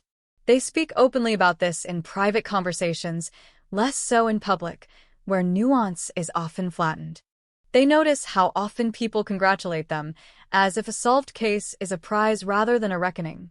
They accept the intention behind the words, but internally they feel the dissonance. What has been gained cannot outweigh what was lost. Justice has arrived, but it arrived late, carrying its own quiet violence.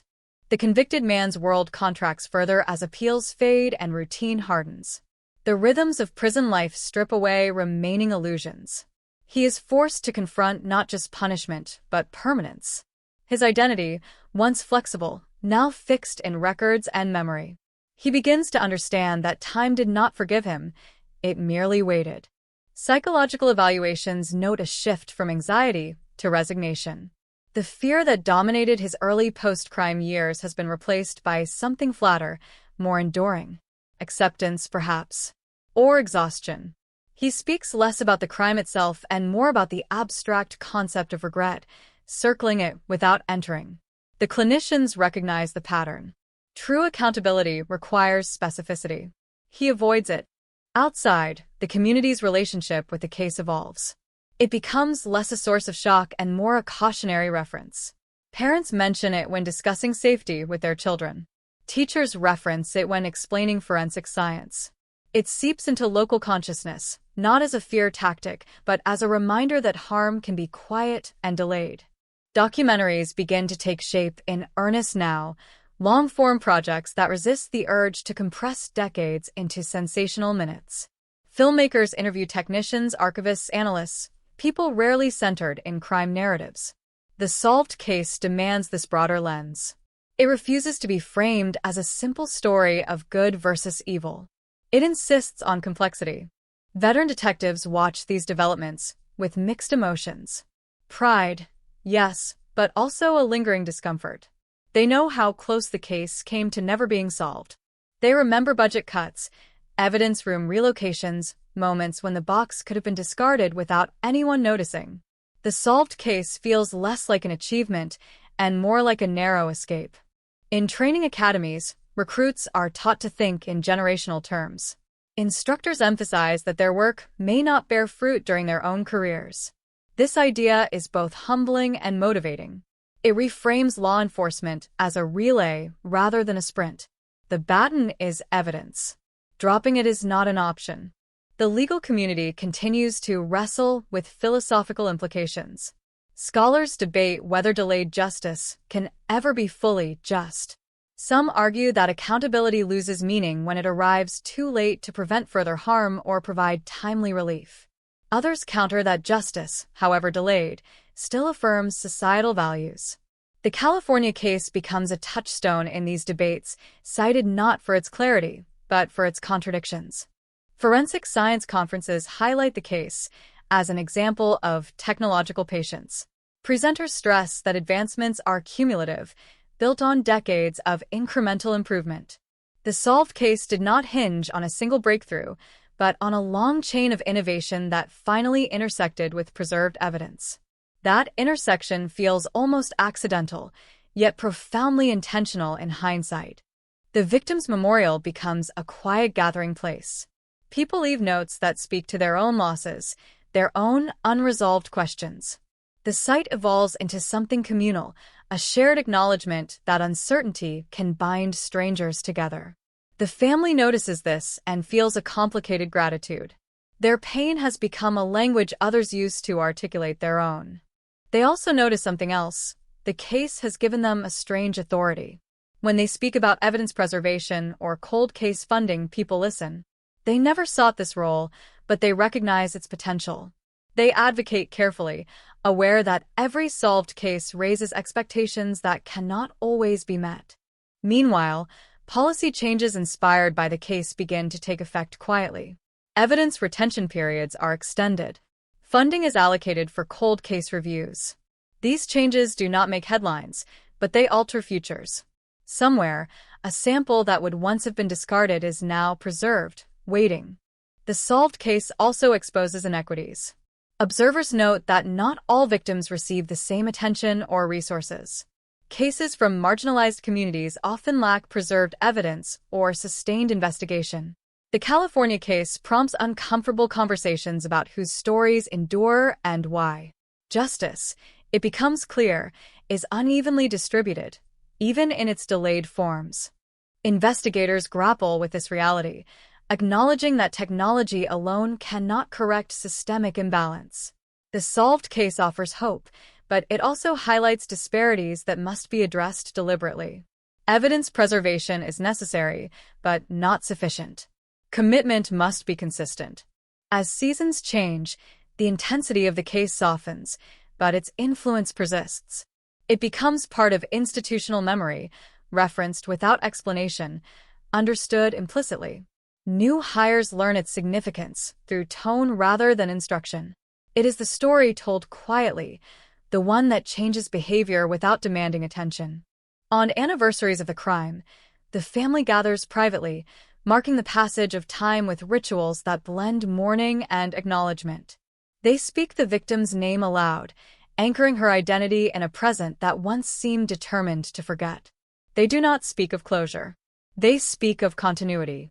The solved cold case has altered how people think about forgetting. It challenges the assumption that time heals by erasing.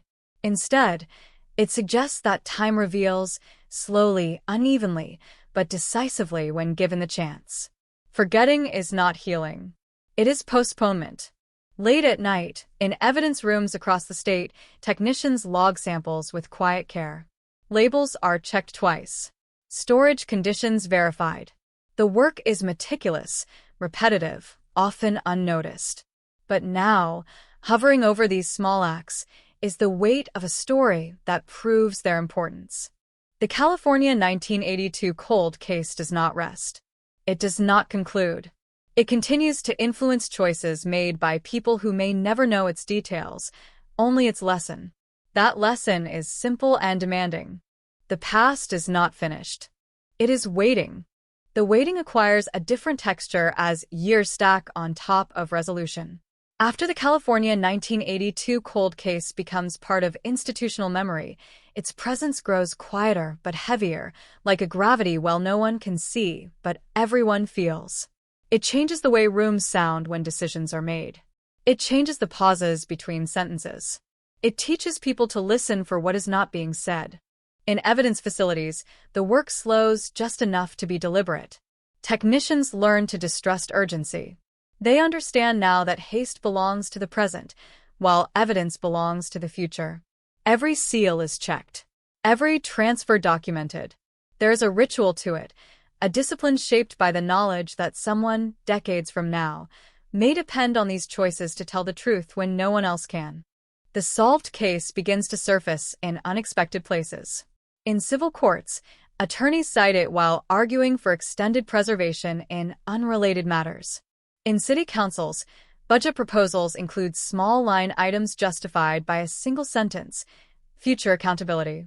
The phrase spreads, subtle and persuasive. No one argues against it openly. The past has made its case. For the detectives who once feared retirement would sever their connection to justice, the case offers a strange consolation. Their work does not end when their badges do. It waits. Some of them had collected evidence without knowing whether it would ever matter. Now they know that uncertainty is not failure. It is a condition of meaningful work. One retired detective, long removed from active duty, visits the station to see the updated evidence room. He recognizes the shelves by instinct, though everything else has changed. When he hears the story of the solved cold case again, he nods, not surprised. "We always knew," he says quietly. What he means is not that they knew the suspect's name, but that they knew the truth would not stay buried forever if given a chance. The victim's family continues to navigate a public identity they never wanted. Their faces appear less often now, but their words carry further.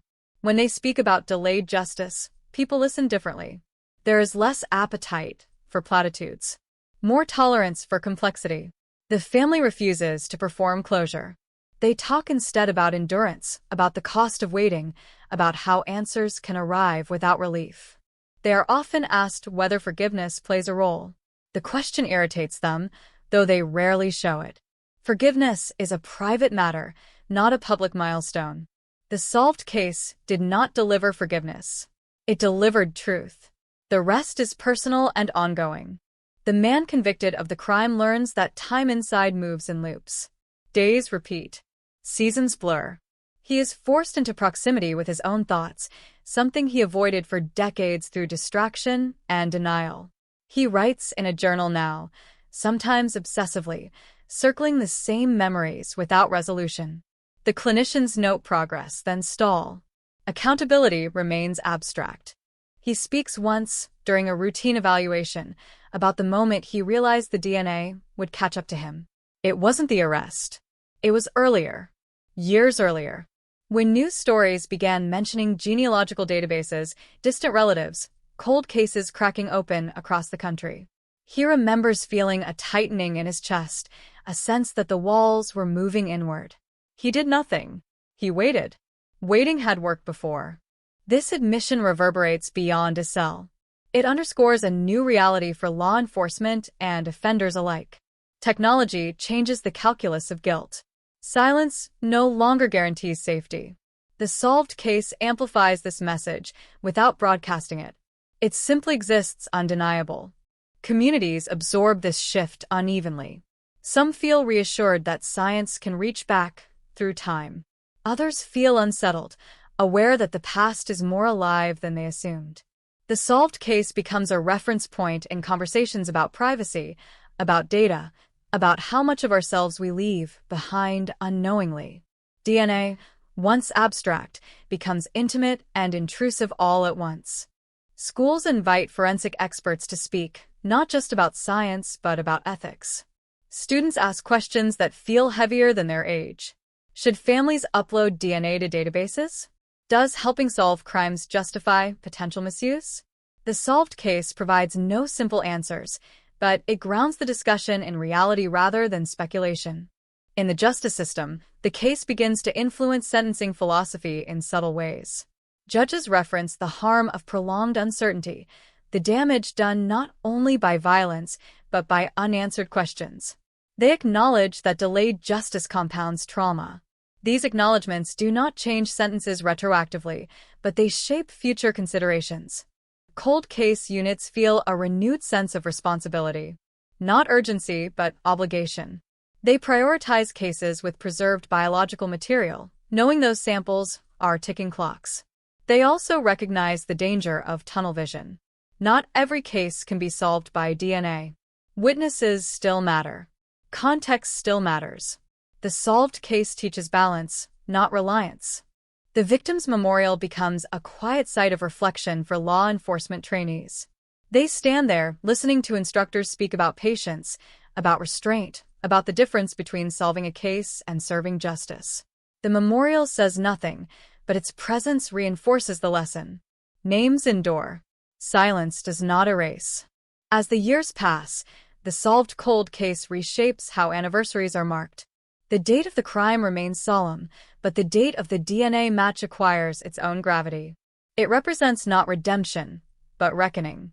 A moment when time folded and the past demanded recognition. For the family, these dates blur into a continuum. They no longer separate grief into before and after. Everything is layered. They learn to live with answers that do not soothe, with truth that does not heal but steadies. They stop waiting for the feeling people promise will come. They build something else instead. Acceptance without peace. The legal records become part of the permanent archive. Future attorneys will read them without emotional context, parsing language and precedent. The case will be cited in footnotes, reduced to citations and holdings. That reduction feels necessary and tragic at the same time. The law requires abstraction. Human loss resists it. In professional journals, articles analyze the case's implications for cold case strategy. Charts map timelines. Graphs illustrate technological intersections.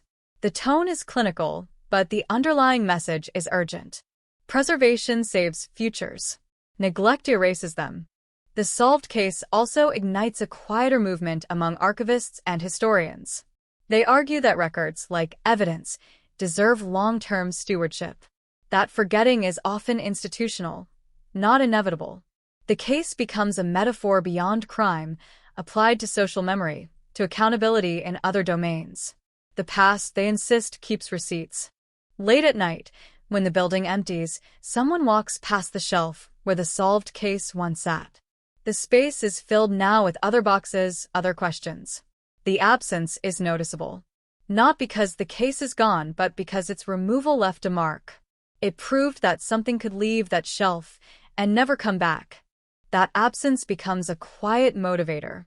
It whispers to those who notice it that work done carefully can change the future in ways no one can predict. It also warns that carelessness has consequences that stretch far beyond the present moment. As public attention drifts elsewhere, the solved cold case remains active in a different way. It has infiltrated policy, practice, and perception. It has changed how people think about time's role in justice. It has undermined the comfort of forgetting. The case has taught a generation of investigators that patience is not passive. It is deliberate. It is disciplined.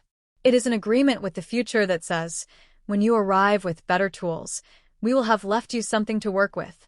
And somewhere in another city, another era, someone commits a crime believing time will protect them. That belief is now less certain. The solved case has weakened it, quietly but decisively. Time did not absolve. It waited. And waiting, it turns out, is not the same as mercy. The realization settles slowly, not as a revelation but as an erosion of old assumptions. After the California 1982 cold case reshapes policy and practice, it begins to work on something less tangible but more profound: belief. Belief in what time does. Belief in what silence means. Belief in the idea that the past eventually loosens its grip. None of that holds the same way anymore. Inside courtrooms, attorneys begin to speak differently about age. Evidence is no longer dismissed simply because it is old. Jurors are guided to understand that age can sharpen truth rather than dull it, that survival itself is a form of credibility. When the phrase cold case is uttered now, it carries less resignation and more tension, as if everyone in the room understands that cold does not mean inert. It means waiting. The forensic databases expand quietly, relentlessly. Names enter. Profiles connect. Family trees bloom outward in digital space, mapping relationships that once existed only in memory. Privacy advocates raise concerns, and they are not wrong. The solved case forces a reckoning between two truths that do not sit easily together. Technology can invade, and technology can rescue. The balance is delicate, and everyone knows it. Detectives learn to live in that tension. They request warrants with greater care. They document intent more thoroughly. They explain their reasoning as if speaking to a future audience who will question every step. The solved cases taught them that transparency is not just a safeguard against misconduct, it is a gift to the future, a roadmap through decisions made under pressure. The victim's family watches these developments from a distance, aware that their private tragedy has become a public reference point. They feel the weight of that responsibility even as they try to live ordinary lives. Grocery shopping, birthdays, quiet evenings. The truth has been delivered, but the echo remains, reverberating through moments that should be unremarkable. They notice how strangers speak to them differently now, with a gentleness tinged by awe. Some call them brave. Others call them lucky. Neither label fits. Bravery implies choice. Luck implies fortune. They had neither. They had endurance. They had time. And time, they know better than anyone, is not kind. The convicted man's world continues to narrow. He marks days on a calendar he no longer controls, counting not toward freedom but toward acceptance. His appeals exhausted, his narrative fixed, he begins to understand that the future he once imagined, one where the past stayed buried, was a fiction sustained by ignorance, not safety. He reads about other cold cases solved through DNA, each headline a reminder that his was not an anomaly but a signal. In moments of candor, he admits to himself that he always suspected this end. Not in detail, not with clarity, but as a shadow at the edge of thought. The solved case forces him to confront a truth he avoided for decades. Escape is not the same as innocence. The difference matters, and it has finally been enforced. Outside prison walls, the story seeps into popular culture in subtler ways. Crime novels reference delayed justice without naming the case. Television scripts hinge on evidence preserved against odds. The trope of the unsolvable crime loses some of its power. Writers and audiences alike have learned that unsolved is often temporary, not permanent. This shift affects expectations. Families of missing persons ask sharper questions. They inquire about evidence storage, about DNA viability, about what is being preserved now for answers later. Law enforcement responds with more detailed explanations, aware that trust now depends on foresight as much as effort. The solved case also changes how failure is discussed. Investigators speak more openly about limitations, about cases that will never be solved because nothing survived. This honesty is painful but necessary. It honors victims by refusing to pretend where pretending would only prolong suffering. In academic circles, the case inspires research into the psychology of waiting. Scholars examine the impact of prolonged uncertainty on families, on investigators, on communities. They document how unresolved cases create a low-level trauma that persists even in the absence of daily reminders. The solved case provides a rare opportunity to study what happens when that trauma finally shifts form. The findings are complex. Answers reduce anxiety, but increase grief. Certainty stabilizes narratives, but intensifies emotion. There is no simple before and after. The human mind does not close doors cleanly. It rearranges rooms. At conferences, one slide appears repeatedly, a timeline stretching from 1982 to the present, punctuated by technological milestones. Each milestone represents a chance the case did not have at the time. Each one also represents a future chance for cases currently dormant. The audience watches, silent, aware that they are looking at both progress and indictment. The victim's memorial becomes a touchstone for these conversations. People stand there and talk about science, policy, and ethics, but the stone itself speaks of something simpler. A name. A date. A life interrupted. The memorial resists abstraction. It insists on humanity. Local officials debate whether to expand the memorial, to add educational signage, to formalize its role. The family declines. They prefer its quiet. They know that noise fades. Quiet endures. In law enforcement training, instructors emphasize something new: humility across time. Recruits are told that their conclusions are provisional, that certainty is earned slowly and sometimes by others. This message lands unevenly in a profession built on decisiveness, but it sticks. The solved case has demonstrated that restraint can be as powerful as action. The case also forces a reconsideration of what justice looks like to different people. For the system, justice is a verdict, a sentence, a record corrected. For families, justice is acknowledgement, remembrance, and the removal of doubt. For communities, justice is reassurance that harm does not disappear unnoticed. These versions overlap but never fully align. The solved cold case exposes that misalignment without resolving it. It shows that justice is not a single outcome but a spectrum of needs that rarely converge neatly. Accepting that truth becomes part of the work. Years after the DNA match, a new investigator opens an old file unrelated to California 1982. The evidence is thin, the notes sparse, but there is a sample preserved almost by accident. The investigator pauses, thinking of the case everyone references without naming anymore. He logs the sample carefully, aware that he may never know its outcome. That awareness does not discourage him. It steadies him. This is how the solved case continues to operate, not through drama, but through discipline. It has taught a generation to act as custodians rather than conquerors of the past. The public conversation around crime evolves as well. The language of getting away with it feels outdated now, challenged by stories that prove escape can be temporary. The idea that time erases culpability weakens. In its place grows a more sober understanding. Time remembers differently, but it remembers. The victim's family, now further removed from the trial, speaks less publicly. They focus on living, on honoring their loved one in ways that feel authentic rather than symbolic. They plant a tree. They fund a scholarship, quietly. They resist being defined solely by loss, even as they carry it always.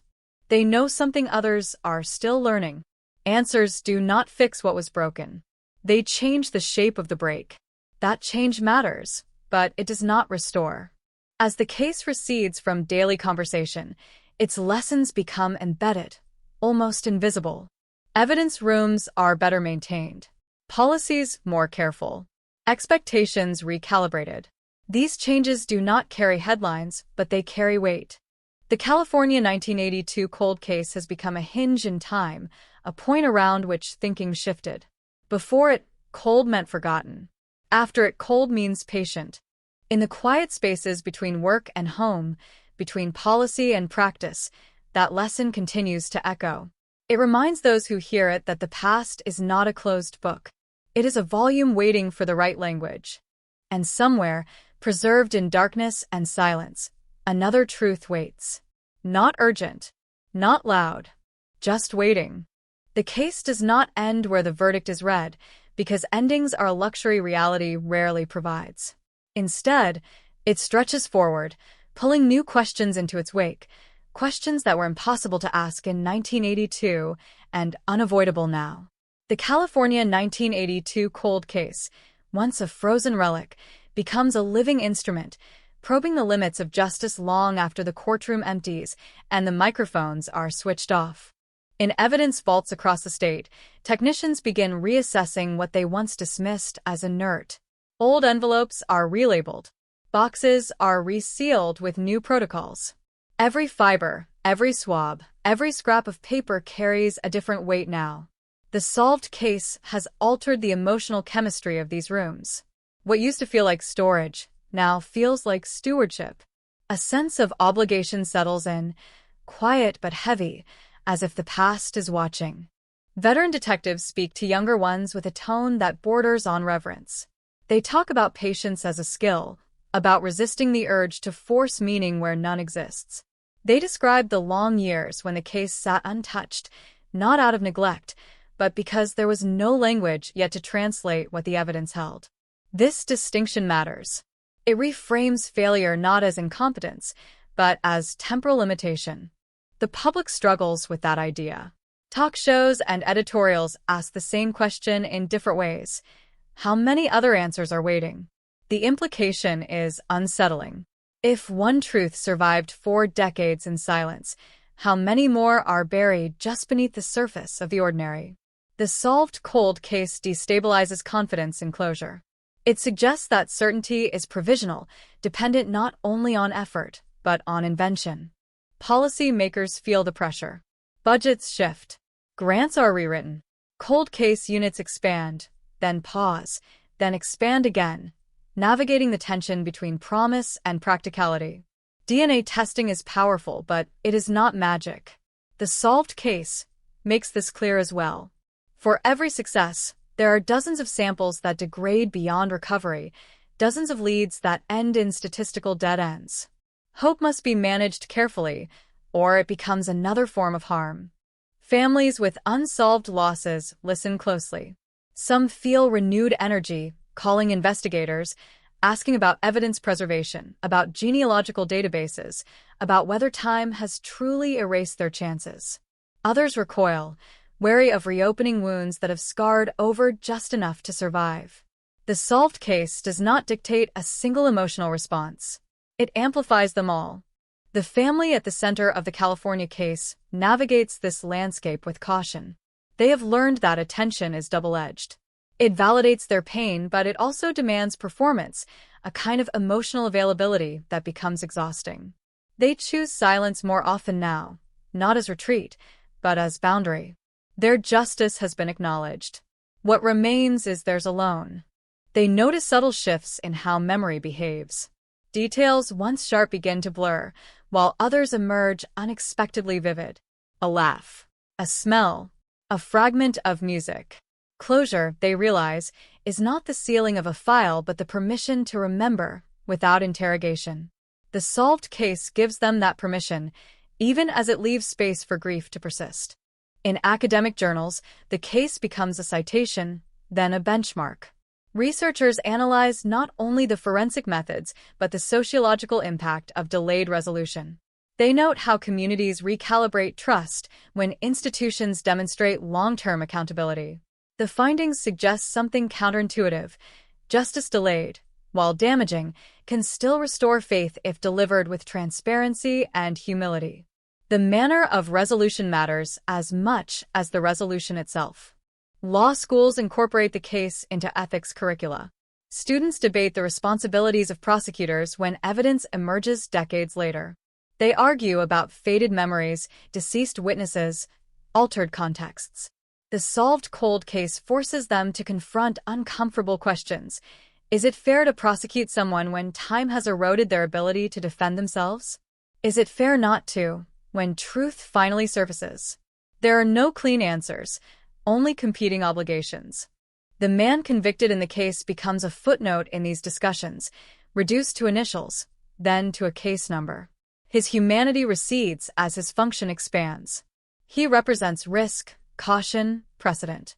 In prison, he feels this transformation acutely. He has become an example, and examples are stripped of nuance. The solved case has not only confined his body, it has fixed his meaning. He spends long hours thinking about time, about how it bent around him, how it protected and then exposed him. He wonders whether the delay made his punishment heavier or lighter. There is no conclusion, only the recognition that time, like justice, does not distribute weight evenly. Outside, the detectives who closed the case return to their routines, but they are changed. They approach new investigations with a longer horizon, aware that they may not be the ones to finish what they start. This awareness tempers their urgency without diminishing it. They document more. They preserve more. They leave trails for successors they may never meet. The solved cold case introduces a new professional humility, the acceptance that work can be incomplete without being wasted. This idea permeates departments quietly, altering performance metrics and expectations. Success is no longer measured solely by immediate outcomes, but by the quality of preservation. Media narratives adjust as well. Headlines still crave finality, but reporters learn to include uncertainty without undermining impact. They write about cases reopened, not just solved. They emphasize process over spectacle. The California case has taught them that drama does not require resolution, it requires honesty. In communities similar to the one shaken in 1982, memorials take on new resonance. People gather not just to remember victims, but to affirm patience. They light candles for cases without names, for truths without timelines. The solved cold case has expanded the definition of solidarity to include waiting. Technological advances continue, relentless and indifferent to narrative. Algorithms grow more sophisticated. Databases interlink.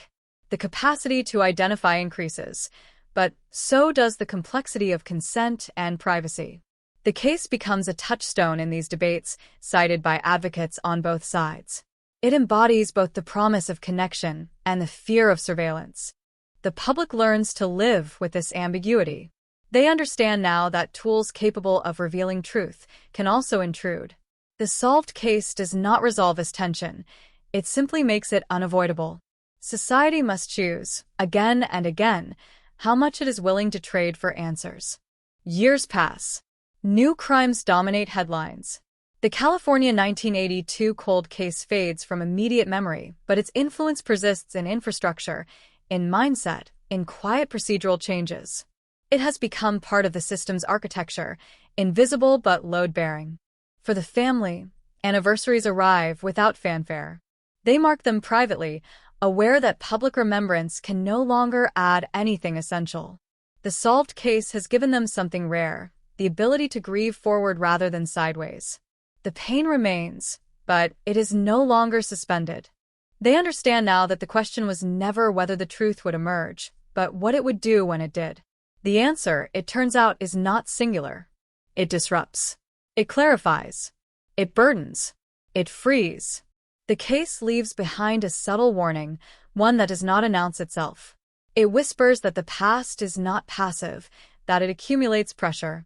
Every unsolved case is a held breath, every preserved sample a delayed voice. The solved cold case teaches that silence is not absence. It is storage. Somewhere, another file waits. Another box. Another fragment of evidence, preserved by habit or by hope. It does not know when it will be needed. It does not know who will listen. But it waits, carrying the quiet certainty that time, for all its cruelty, is also capable of return. Time does not move forward evenly after a case like this. It ripples. It folds. It doubles back on itself in unexpected ways, touching places far removed from the original crime scene. The California 1982 cold case, long considered finished once the DNA match stunned veteran detectives, continues to exert pressure, like a fault line that keeps shifting long after the earthquake is over. In small police departments hundreds of miles away, evidence custodians revisit old shelving systems, running their fingers along dusty labels, rereading handwriting left by officers who retired or died years ago. They do this not out of fear, but out of recognition. The solved case has taught them that the future will judge not only what they pursued, but what they protected. Every sealed envelope becomes a question mark aimed forward in time. Training rooms change tone. Instructors no longer speak only about tactics and instincts. They talk about restraint, about resisting narrative closure too early, about writing reports as if someone decades from now will read them without context, without faces, without voices. The solved cold case has made documentation feel almost sacred, a bridge between generations of investigators who will never share a room. The language inside departments shifts subtly. Unsolvable disappears from common use. It is replaced by inactive, awaiting technology, pending resources. Words matter. They shape patience. They shape how cases are carried, mentally and emotionally. The California case has shown that labels can freeze effort as effectively as time can. Outside law enforcement, the public conversation grows more complex. Podcasts and documentaries revisit old cases with renewed confidence, but also with a new caution.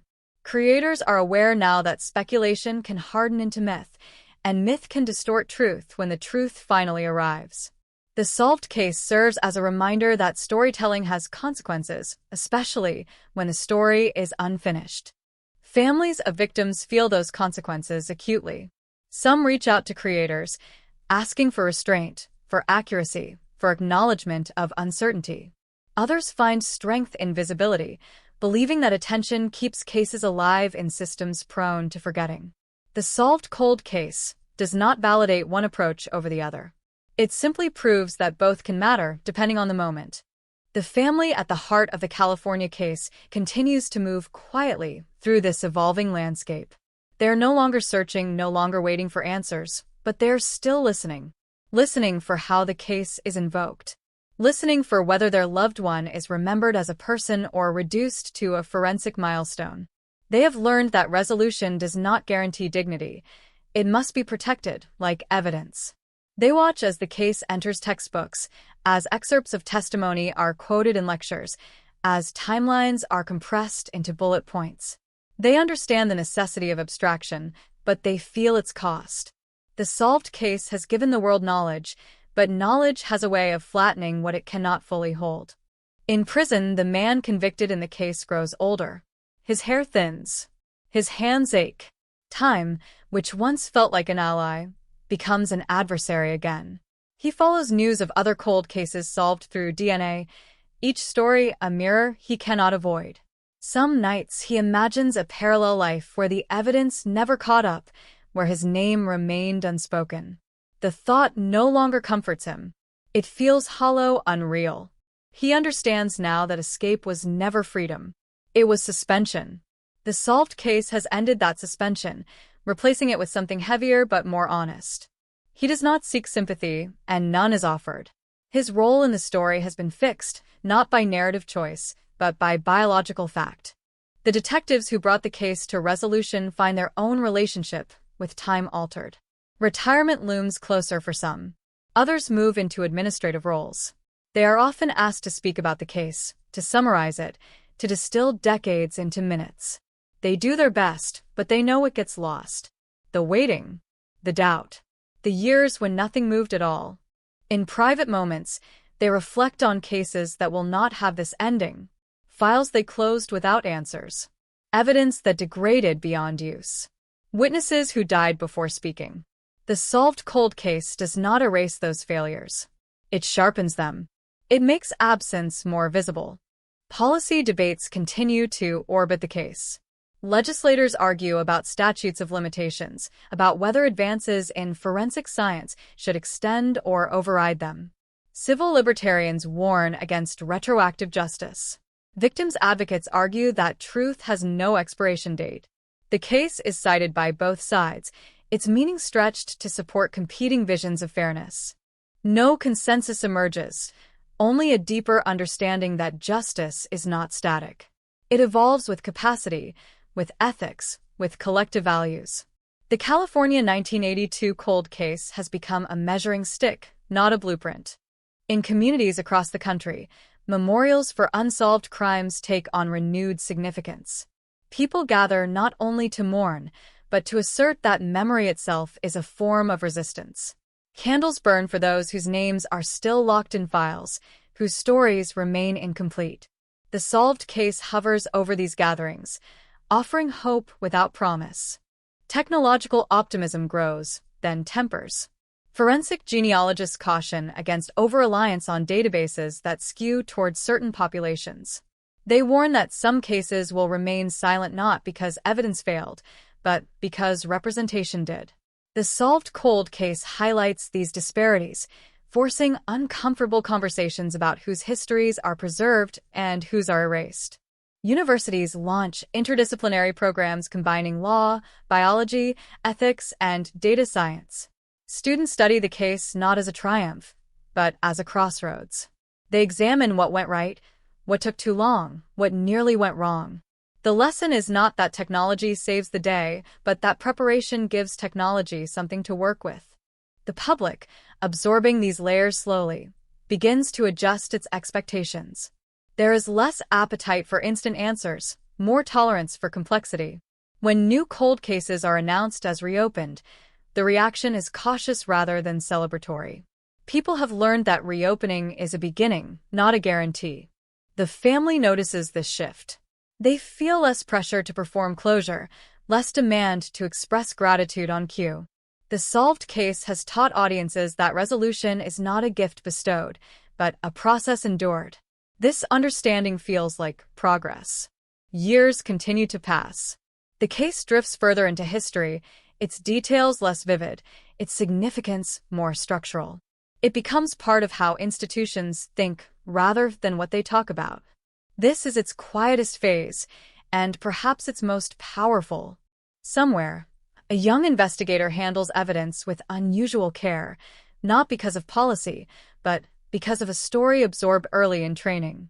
Somewhere, a prosecutor pauses before dismissing an old lead, remembering that time can be an accomplice or an adversary, depending on how it is treated.